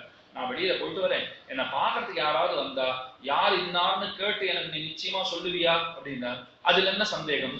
பரவாயில்ல, எல்லாத்துக்கும் பதில் சொல்றது என்று வெளியில போயிட்டு வந்தார். வந்தவர் கேட்டார், என்ன யாராவது பாக்குறதுக்கு வந்தாளான்னா அதுல என்ன சந்தேகம். இப்போ ஒரு சந்தோஷம்தான். சரி, யாருன்னு சொல்லுன்னு இவ்வளவு நாளை கேட்டதெல்லாம் அது கேள்வியாவே கேட்டுன்னு வந்தார். அது ஒரே பதில் சொல்லி இருந்தது. யாருன்னு சொல்லுன்னா அதுல என்ன சந்தேகம். யோசிச்சு பார்த்தார். இல்ல, நான் யாருன்னு கேட்டேன், நீ புரிஞ்சுக்கல போல் இருக்கு. என்னை பார்க்க யார் வந்தான்னா அதுல என்ன சந்தேகம். கிளியே, உனக்கு அதுல என்ன சந்தேகம் தவிர வேற எதுவுமே தெரியாதான்னு அதுல என்ன சந்தேகம். அது நல்ல கையை வச்சுட்டார். ஐயோ உன்ன போய் 500 ரூபாய் கொடுத்து வாங்கிட்டு வந்திருக்கேனே, நான் அடிமுட்டாள் போல் இருக்கேன். அதுல என்ன சந்தேகம்? அதுல ஒன்னும் சந்தேகமே கிடையாது. அந்த மாதிரி கிளியா இருந்தா பிரயோஜனம் இல்லை. திருமங்கையாழ்வார் வளர்த்த கிளியோ, ஆண்டாள் நாச்சியார் வளர்த்த கிளியோ, இவா சொல்லி வச்சதை அப்படியே சொல்றது. இவர்கள் எப்பொழுதெல்லாம் தாங்களும் கொஞ்சம் வாடி வதங்கி போகிறார்களோ, பகவானோட சேர முடியல, விஸ்லேஷ தசையிலே இருக்கிற காலத்திலே அந்த கிளி பகவானோட திருநாமத்தை எல்லாம் சொல்லி இவர்கள் உயிர் தரிப்பதற்கு ஏதுவாய் நிற்கும். அந்த கிளிதான் யாருன்னு இந்த கட்டுன்றதுன்னா கிளிமொழியாளான சீதா பிராட்டியிடம் இருந்துதான் கற்றுக்கொண்டிருக்க வேண்டும். ஏன்னா பேசினா கேட்டே இருக்கலாங்கிறா போலே சீதையை அத்தனை இனிமையாக பேசுவலாம். இன்னொன்னு தெரிவிக்கிறேன், இந்த மோதிரத்தை கொண்டு போய் ஈதவன் கை மோதிரம்னு ஹனுமான் கொடுக்குறாரு இல்லையோ, அப்ப சீதை நினைச்சு பாத்துக்கிறா, ஹனுமன் நீ அடையாளம் அடையாளம்னு நிறைய சொன்னியே, நான் ஒரு அடையாளம் சொல்றேன். என்ன அப்படின்னா, இந்த மோதிரம் இருக்கே எங்க அப்பா கல்யாணத்தும் போது போட்டது, அதனாலதான் காட்டுக்கு போச்சே கூட கையை பிடுங்காம விட்டாள். அவ அப்பா வரல போட்டது தானே இருந்துட்டு போட்டோம்னு விட்டுட்டா. எங்க அப்பா போட்ட மோதிரம் இது. சில சமயங்களிலே எனக்கும் ராமனுக்கும் ஊடல் நிகழும், எல்லா இடத்துலயும் நடக்கிறதா. சின்னதா ஒரு சண்டையாவது வந்தா தானே தாம்பத்தியம் ரசமா இருக்கும்னு சொல்றாள். ஏதாவது ஒரு சண்டை வரும், ஆனா ரொம்ப நீண்டு போடக்கூடாது. யாராவது நம்ம தான் போய் அடியேன்னு போய் விழுந்துடுறோம். அடியேன்னு போட்டோம்னா எல்லாம் முடிஞ்சு போடுறது. அடியேன்னு போனா சண்டை வந்துடும். அடியேன்னு போனீங்களான்னா சண்டை அங்கேயே தீர்ந்து போயிடுறது. அப்ப யார்கிட்ட நாம பகவானிடத்துல ஆச்சாரியர்களிடத்துல அடியேன்னு சொல்றோமோ இல்லையோ, அவரவர்கள் தங்கள் பத்னியினிடத்துல அடியேன்னு சொல்லித்தான் வேற வழியே கிடையாதுன்னு வச்சுக்கோங்க. சீத்தை இதை ஹனுமான் இடத்துல சொல்றா. இந்த மோதிரத்துக்குன்னு ஒரு கதை இருக்கு, நான் சொல்றேன். அவர் ஏகாந்தத்துல நடந்த ஒண்ணு உங்ககிட்ட சொல்லி அனுப்பிச்சாரோ இல்லையோ, மல்லிகை மாலை கொண்டு அங்க ஆட்டதும் ஒரு அடையாளம்னுட்டு நானும் அவரும் தெரிஞ்சுட்டு இருக்கிற ஒரு சரித்திரத்தை சொல்லி அனுப்பிச்சாரே, அந்த மாதிரி நானும் ஒரு சரித்திரம் சொல்றேன், நீ போய் சொல்லுன்னா. ஏன்னா நான் சீத்தையை பார்த்தேன் அப்படின்னு நீ சொன்னா அவர் நம்பணும் இல்லையோ. இப்ப ஏகாந்தத்துல நடந்தது சொல்றேன். எனக்கும் ராமனுக்கும் அவ்வப்பொழுது ஊடல் ஏற்படும், சண்டை ஏற்பட்டதுன்னா நான் ஏன் பேசணும், அவர் வந்து பேசட்டும்னு நான் உட்கார்ந்துருப்பேன். அவர் என்ன நினைக்கிறது தெரியுமா, சக்கரவர்த்தி 60,000 ஆண்டு காலம் மலடு தீர்ந்து பிறந்த பிள்ளை நான், எனக்கு எத்தனை ஈகோ இருக்கும், உனக்கே எத்தனை இருக்குன்னா நான் வந்து பேசிடுவேனா, அல்ல நீ வா அப்படின்னு இவரும் உட்கார்ந்துருப்பார். ஆனா ராமனால ரொம்ப நாளைக்கு தாக்கே பிடிக்க முடியாத ஹனுமானே அவர் என்கிட்ட பேசணும்னு ஆசைப்படுவார். ஆனா எப்படி ஆரம்பிக்கிறதுன்னு குழம்பிட்டு இருப்பார். பேசிட்டா இன்னைக்கும் நீங்க தான் முதல்ல பேசுறீங்கன்னு நான் அதுக்கு வேற சண்டை போடுவேன் அவர்கிட்ட. தோல்வியை அவர் ஒப்புக்கொள்ள நேரிடும். அப்ப ராமன் வேணும்னு என்ன பண்ணுவாரா, சீதைக்கு பக்கத்துல போய் உட்கார்ந்து கொண்டு மாமனார் போட்ட மோதிரம் இருக்காரு, சாதாரணமா எல்லாம் சொல்றது தானே, என்ன மோதிரம் போட்டிருக்கார் அப்படின்னு ஆரம்பிப்பா சாதாரணமா. அப்போ வண்டி வாங்கி தரேன்னு சொன்னார், இன்னமும் வாங்கி கொடுத்துட்டு இருக்கார் அப்படின்னு எதனா வந்து ஆரம்பிக்கிற மாதிரி ராமன் வேணும்னு இந்த மோதிரத்தை இப்படி போடுறது, இது அடியனே போட்டு இருந்தான், மாமனார் போட்டது இல்லை, இப்படி இப்படி பண்றா போல பண்ணுவார்கள். இல்ல இந்த மோதிரம் அவ போட்டது, சரியான மோதிரத்தை தான் தொட்டிருக்கேன், இப்படி இப்படி கழற்றா போல பண்ணிட்டு வேணும்னு இதை தங்குன்னு கீழே போடுவான். சீத்தை பார்த்துட்டே இருக்கலாம், அது எப்படி எங்க அப்பா போட்ட மோதிரத்தை நீங்க போட வேண்டியதுதானே, எங்க அப்பா போட்ட மோதிரத்தை எப்படி கீழே போடலாம்னு அதை எழுப்பலாம், நீ பேசுட்டப்பார்னுட்டு ராமனை அணைத்துக் கொள்ளுவரான். கிரகித்வா பிரேட்சமானாசா, பர்த்தருடைய அந்த கர விபூஷணத்தை பார்த்தவுடனே பர்த்தாரமிவ சம்பிராப்தா, சீதை என்ன ஆனந்தம் ஏற்பட்டு தெரியுமா, ராமனையே கையிலே வாங்கினார் போலே ஆனந்தப்படுகிறாள். ராமனுடைய மோதிரத்தை பார்த்த உடனே அத்தனை ஆனந்தம் ஏற்பட்டு போச்சு. இந்த சரித்திரத்தை நீ போய் ராமனுக்கு சொல்லு, இது எனக்கு அவருக்கு மட்டுமே தெரிந்திருக்கிற விஷயம். அப்ப நாங்க 2 பேரும் சண்டை போட்டிருந்தோம்னு சொன்னால் ஒருத்தருக்கு ஒருத்தர் பேசக்கூடாதுன்னு தீர்மானமா இருக்குச்சு. இந்த மோதிரத்தை அப்படி கழற்றி நங்குன்னு கீழே போடுவார். எங்கப்பா போட்ட மோதிரமாச்சு எனக்கு நான் குனிஞ்சு எடுப்பேன், சண்டை போடுவேன், அதுக்கு வேற அவர் அடிப்பேன்.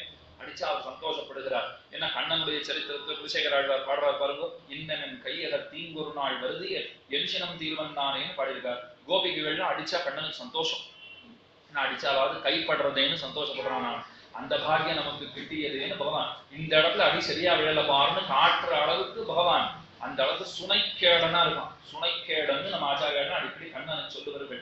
கண்ணனுக்கு சகஸ்ர நாமங்கள் இருக்கலாம், ஆனா ஆழ்வார் ஆச்சாரியர்கள் முக்கியமா ஆண்டாள் போல்வார் சூட்டி இருக்கிற நாமங்கள் இருக்கே, சகசிரநாமத்தை காட்டிலும் வசந்தது. ஏலா பொய்கள் வைப்பான் அப்படின்னு ஒண்ணு, தர்மமரியா குறும்பன் அப்படின்னு ஒரு பெயர், சுனைக்கேடன் மீதி 2வது உங்களுக்கு புரிஞ்சிடும்.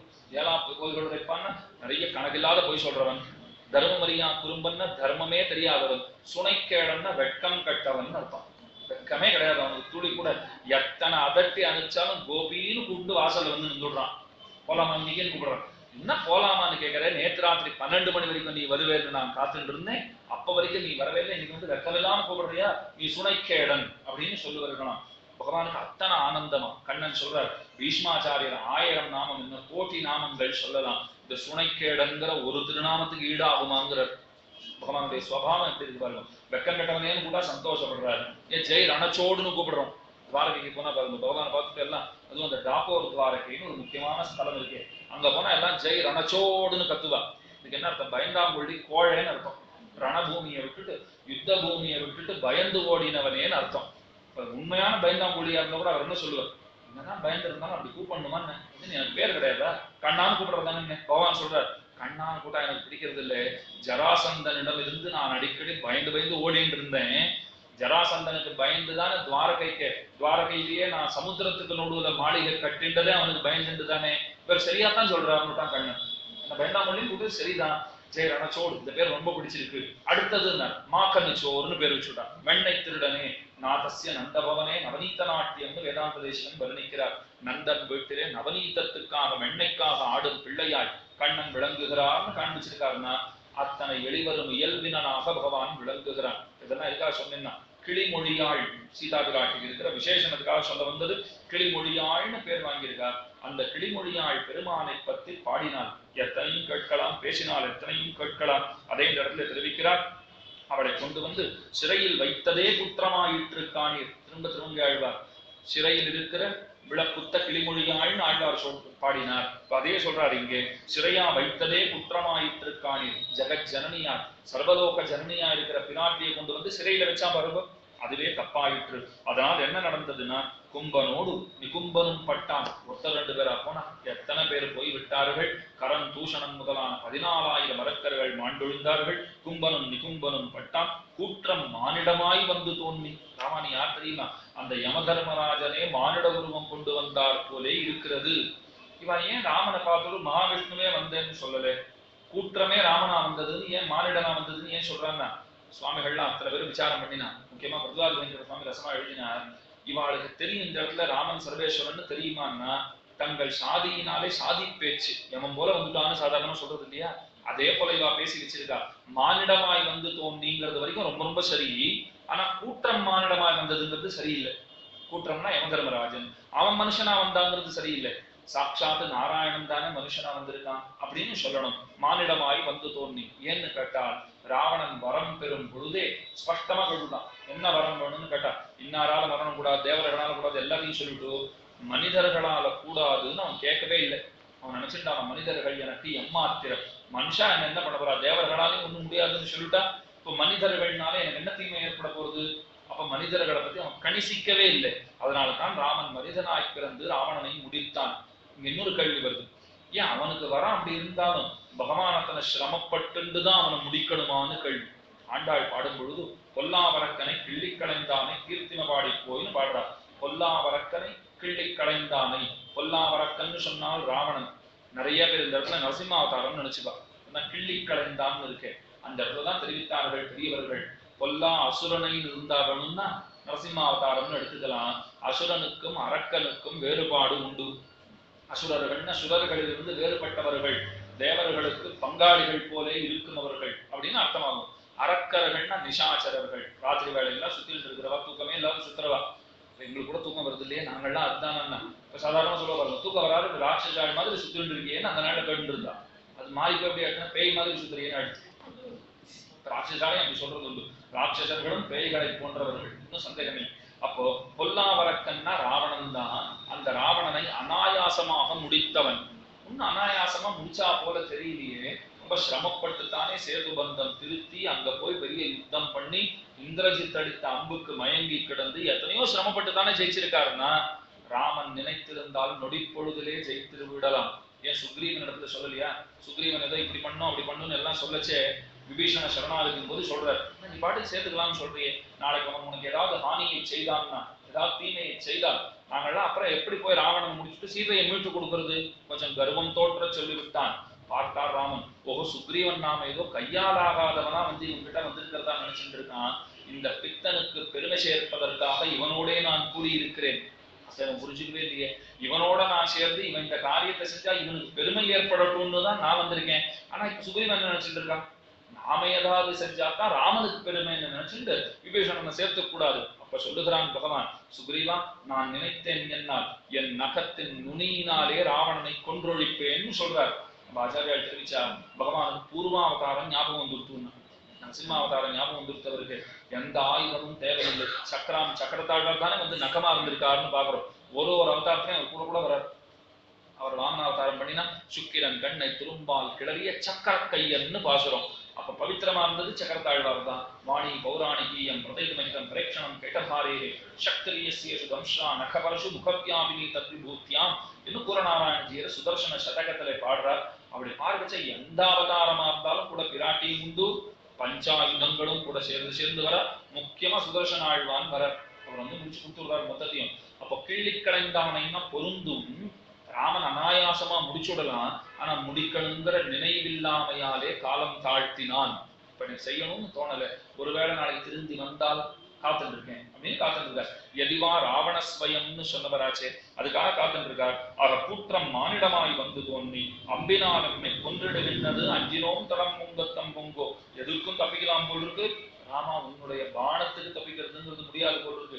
நீ என்னைக்குமே விஜயராகவனாக விளங்குகிறாய், வெற்றி செல்வம் முழுவதுமாக உன்னிடத்திலே இருக்கிறது. இப்ப வடதேசம்னா போனோம்னா ஹனுமார் சந்திக்கு நல்ல கூட்டம், நம்ம பக்கத்துல கூட ஹனுமார் சந்திக்கு நல்ல கூட்டம் உண்டு. ஆனா வடமாலை சாத்துறது தான் எதுக்குன்னு நமக்கும் தெரியாது, ஹனுமானுக்கும் தெரியும். ஹனுமாருக்கு வடமாலை சாத்துறது யாருக்காரு காரணம் தெரியுமா? யோசிச்சு பாருங்க. அதுக்கு முன்ன ஒரு கதை உண்டு. வடமாலை சாத்துன்னு சொன்னா, இப்ப ரெட்ட வடம் அப்படின்னு சொல்றோமே, வட்டம் வட்டமா மாலை சாத்துன்னு சொன்னது நாம தப்பா புரிஞ்சுட்டு வடமாலை சாத்த ஆரம்பிச்சிட்டோம். வடமாலை அவர் ஆசையப்படலை, அது நம்ம ஆசைப்பட்டு சாத்தினது. சாத்தி அவரா சாப்பிட போறாரு, அப்படியே களைஞ்சி வாங்கிக்கிறோம், ஆத்துல வச்சுட்டு ஒரு வாரம் சாப்பிடலாம்னு நாம ஆசைப்பட்டு இருக்கோம். இப்ப நீங்க வடதேசம்லாம் போனீங்களா, ஹனுமாருக்கு வடமாலை எல்லாம் போட மாட்டாங்க. ஆனா பாலபண்டிதமணி திருமலாச்சார சுவாமின்னு ஸ்ரீரங்கத்துல எழுதியிருக்காரு. அவர் ரொம்ப ரசமா ஒரு அர்த்தம் சொன்னார். இல்ல ஹனுமானுக்கு வடமாலை சாப்பிட்றது தான் சரின்னு. ஏன்னு சொன்னா வடையும் வாயு, ஹனுமானும் வாயு புத்திரர்னு. வடை சாப்பிட்டா வாயு புத்திரது, வாயு புத்திரது, ஹனுமான் வாயு புத்திரர் ரெண்டும் ஒண்ணுதான். வேடிக்கையா சொன்னது இந்த சுவாமி. இப்ப ரசமா பல அர்த்தங்கள் சொல்லுவார், அப்படி வேடிக்கையா சொன்னார். இப்ப வடதேசம் எல்லாம் பார்த்தோம்னு வச்சுக்கோங்களேன், ஹனுமானுக்கு மாலையெல்லாம் போட மாட்டார். உடம்பு முழுக்க செக்கச்சவையில் சிந்தூரத்தை தடவி இருப்பார்கள். அதுக்கு அவ சொல்ற காரணம் ரொம்ப ரொம்ப அழகான காரணம். ஏன் எல்லாரும் சனிக்கிழமை ஆச்சுன்னா கொண்டு போய் மொத்தமா பூசிட்டு வந்துருவா. ஏன் பூசறாங்கிறதுக்கு ஒரு கதை சொல்றா அவ. இது எந்த ராமாயணத்துல இருக்கோ தெரியாது, ஆனா ரொம்ப ரசமான சரித்திரம் சொல்றாவா. ராமன் ஜெயித்து விட்டான்ட்டு ஹனுமான் போய் சீத்தை கிட்ட சொல்றார். அவனை வந்து அழிச்சுட்டு போப்பாரான்னு சொன்ன உடனே பக்கத்துல இருந்து கொஞ்சம் குங்குமத்தை அடைந்து தன்னுடைய நெத்தியில வச்சுட்டாளாம் சீத்தை. உடனே ஹனுமான் கேட்கிறார், அம்மா இது என்னமோ பண்ணீங்களே, இப்ப என்னத்துக்காக? இன்னும் செவேல் இருக்கு, அதை எடுத்து நெத்தியில பூசிட்டீங்களே, என்னத்துக்காக? சீத்தை சிரிச்சுட்டே சொல்றா, எந்த ஒரு பெண்ணும் இதை எப்பொழுதும் செய்து வருவாளாயின் அவள் கணவன் என்றென்றைக்கும் வெற்றி செல்வத்தோடே விளங்குவான் அப்படின்னு பதில் சொல்றா. இதை நம்ம எடுத்து வந்துட்டு இருந்தா என்னன்னைக்கும் அவ கணவன் ஜெயிச்சுட்டே இருப்பார். அப்ப ஹனுமான் கேட்கிறார், எல்லாருக்குமே கணவன் அவன்தானே, இந்த உலக அனைத்துக்கும் நாயகன் அவன்தானே, சர்வேஸ்வரன் அவன்தான், பதிம் விஸ்வசியான வேதம் கொண்டாடுறது. உமக்கு மட்டுமா கணவன்? எனக்கும் அவன் தான் கணவன், எனக்கும் பகவான் தானே கணவன். அப்போ ஒரு சின்ன பொட்டு வச்சுட்டாலே ராமன் ஜெயிச்சுட்டு இருப்பான்னு சொன்னா நான் உடம்பு முழுக்க பூசிக்கிறேன். மொத்தமா சிந்தூரத்தை அடைஞ்சுண்டா தானே உடம்பு முழுக்க பூசிட்டாராம். அதை பார்த்துட்டு எல்லாம் இன்னைக்கு அந்த கதை யாருக்கு இன்னைக்கு தெரியாது. அவாவா 1000 மனோரத்தங்களோட போறா, பாரின் போகணும்னு ஆசையோட போறா, கல்யாணம்னு ஆசையோட போறா, கொண்டு போய் பூசிட்டு வந்துடுறா. ஹனுமான் சொல்றாரு, உனக்கு கல்யாணம் ஆகவோ நீ பாரின் போறதுக்காகவோ நான் சிந்தூரம் பூசிக்கவே இல்லை. என் ராகவன் எப்பொழுது ஜெயிக்கணுங்கிறதுக்காக தான் நான் பூசிட்டு இருக்கேன். ஆனால் அசாத்திய சாதக சுவாமின்னு கொண்டாடுறோம் இல்லையோ, பிரிதொருவராலே முடியாத காரியம் அனைத்தையும் செய்து தலை கட்ட வல்லவராக விளங்குகிறார். அப்படிப்பட்டவரை தான் இந்த இடத்துல சொல்றார், கோதமா கடலை கடந்தேறி உயர்கொள் மாக்கடிகாவை இருந்து காதல் மக்களும் சுத்தமும் பொன்னும் கடியிலங்கை மலங்க விரித்து தூது வந்த குரங்குக்கே உங்கள் தோன்னல் தேவியை விட்டுப்படாதே ஆதர் நின்று படுகின்றதந்தோ அஞ்சினும் தடம் பொங்கத்தம் பொங்கோ. சுருக்கமா சொல்றேன், தூது வந்த குரங்குக்கே உங்கள் தோன்னல் தேவியை விட்டுப்படாதே. ஹனுமான் வந்தாரே, அவர் பண்ணின காரியத்தை எல்லாம் பார்த்துட்டாவது ராவணன் புரிஞ்சுட்டு சீத்தை அனுப்பிச்சிருக்க வேண்டாமா? அதை கூட செய்யாத விட்டுட்டான். அவன் பண்ண தப்பு நாங்க இப்ப அடிபட்டு இருக்கோம்னு ராட்சசாள் அழறாள் அப்படின்னு சொல்றார். தூது வந்த குரங்குக்கே. இங்க சொல்ல வேண்டிய இன்னொரு சரித்திரம் உண்டு. ஒரு சமயம் கைலாசத்துக்கு போனான் ராவணன். அப்படி போற காலத்துல நந்திகேஸ்வரர் வானர் ரூபத்துல இருந்தார். அவரை ராவணன் பரிகாசம் பண்றான். அப்ப நந்திகேஸ்வரர் சொல்றார், சிவபக்தன் சொல்லிட்டு கைலாய வரைக்கும் வந்திருக்க, சிவபக்தர்களை பரிகணித்த நான் என்ன பரிகாச பண்ணுக்க, நான் வானர ரூபத்துல இருந்ததுனால என்ன கேலி பண்ணப்பார், உன்னுடைய பட்டினமே வானரத்தாலே அழியும், ஞாபகத்துல வச்சுக்கோ அப்படின்னு அவர் சொல்லிட்டார். இது அவனும் மறந்து போய் காலம் ஆயிடுச்சு. ஆனா எப்போ ஹனுமான ராவணன் பார்த்தானோ அப்ப நினைச்சுக்கிறான், அன்னைக்கு நந்திகேஸ்வரர் சொன்னாரே, ஒருவேளை இந்த குரங்குதான் பட்டணத்தை அழிக்க வந்த குரங்கோ அப்படின்னு நினைச்சுக்கிறான்.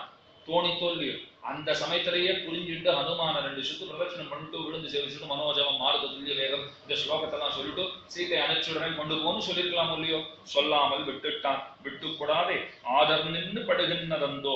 ஆதர்ன்னு சொன்னால் அவிவேகிகள், விவேகம் இல்லாம நாங்கள்லாம் இப்ப சிரமப்பட்டு இருக்கோமே, இப்படி துவண்டு கொண்டிருக்கிறோம்னு தங்களுடைய வருத்தத்தை தெரிவிக்கிறார்கள். இப்படி பல படிகளாக ராமனிடத்திலே அரக்கர்கள் பிரார்த்திக்கும் முகமாக எங்களை விட்டுடுன்னுட்டு அஞ்சினோம் தடம் முங்கத்தங்கோன் பாடுறார். இதுக்கு அடுத்த பதிகமும் இப்படித்தான் செல்லுகிறது.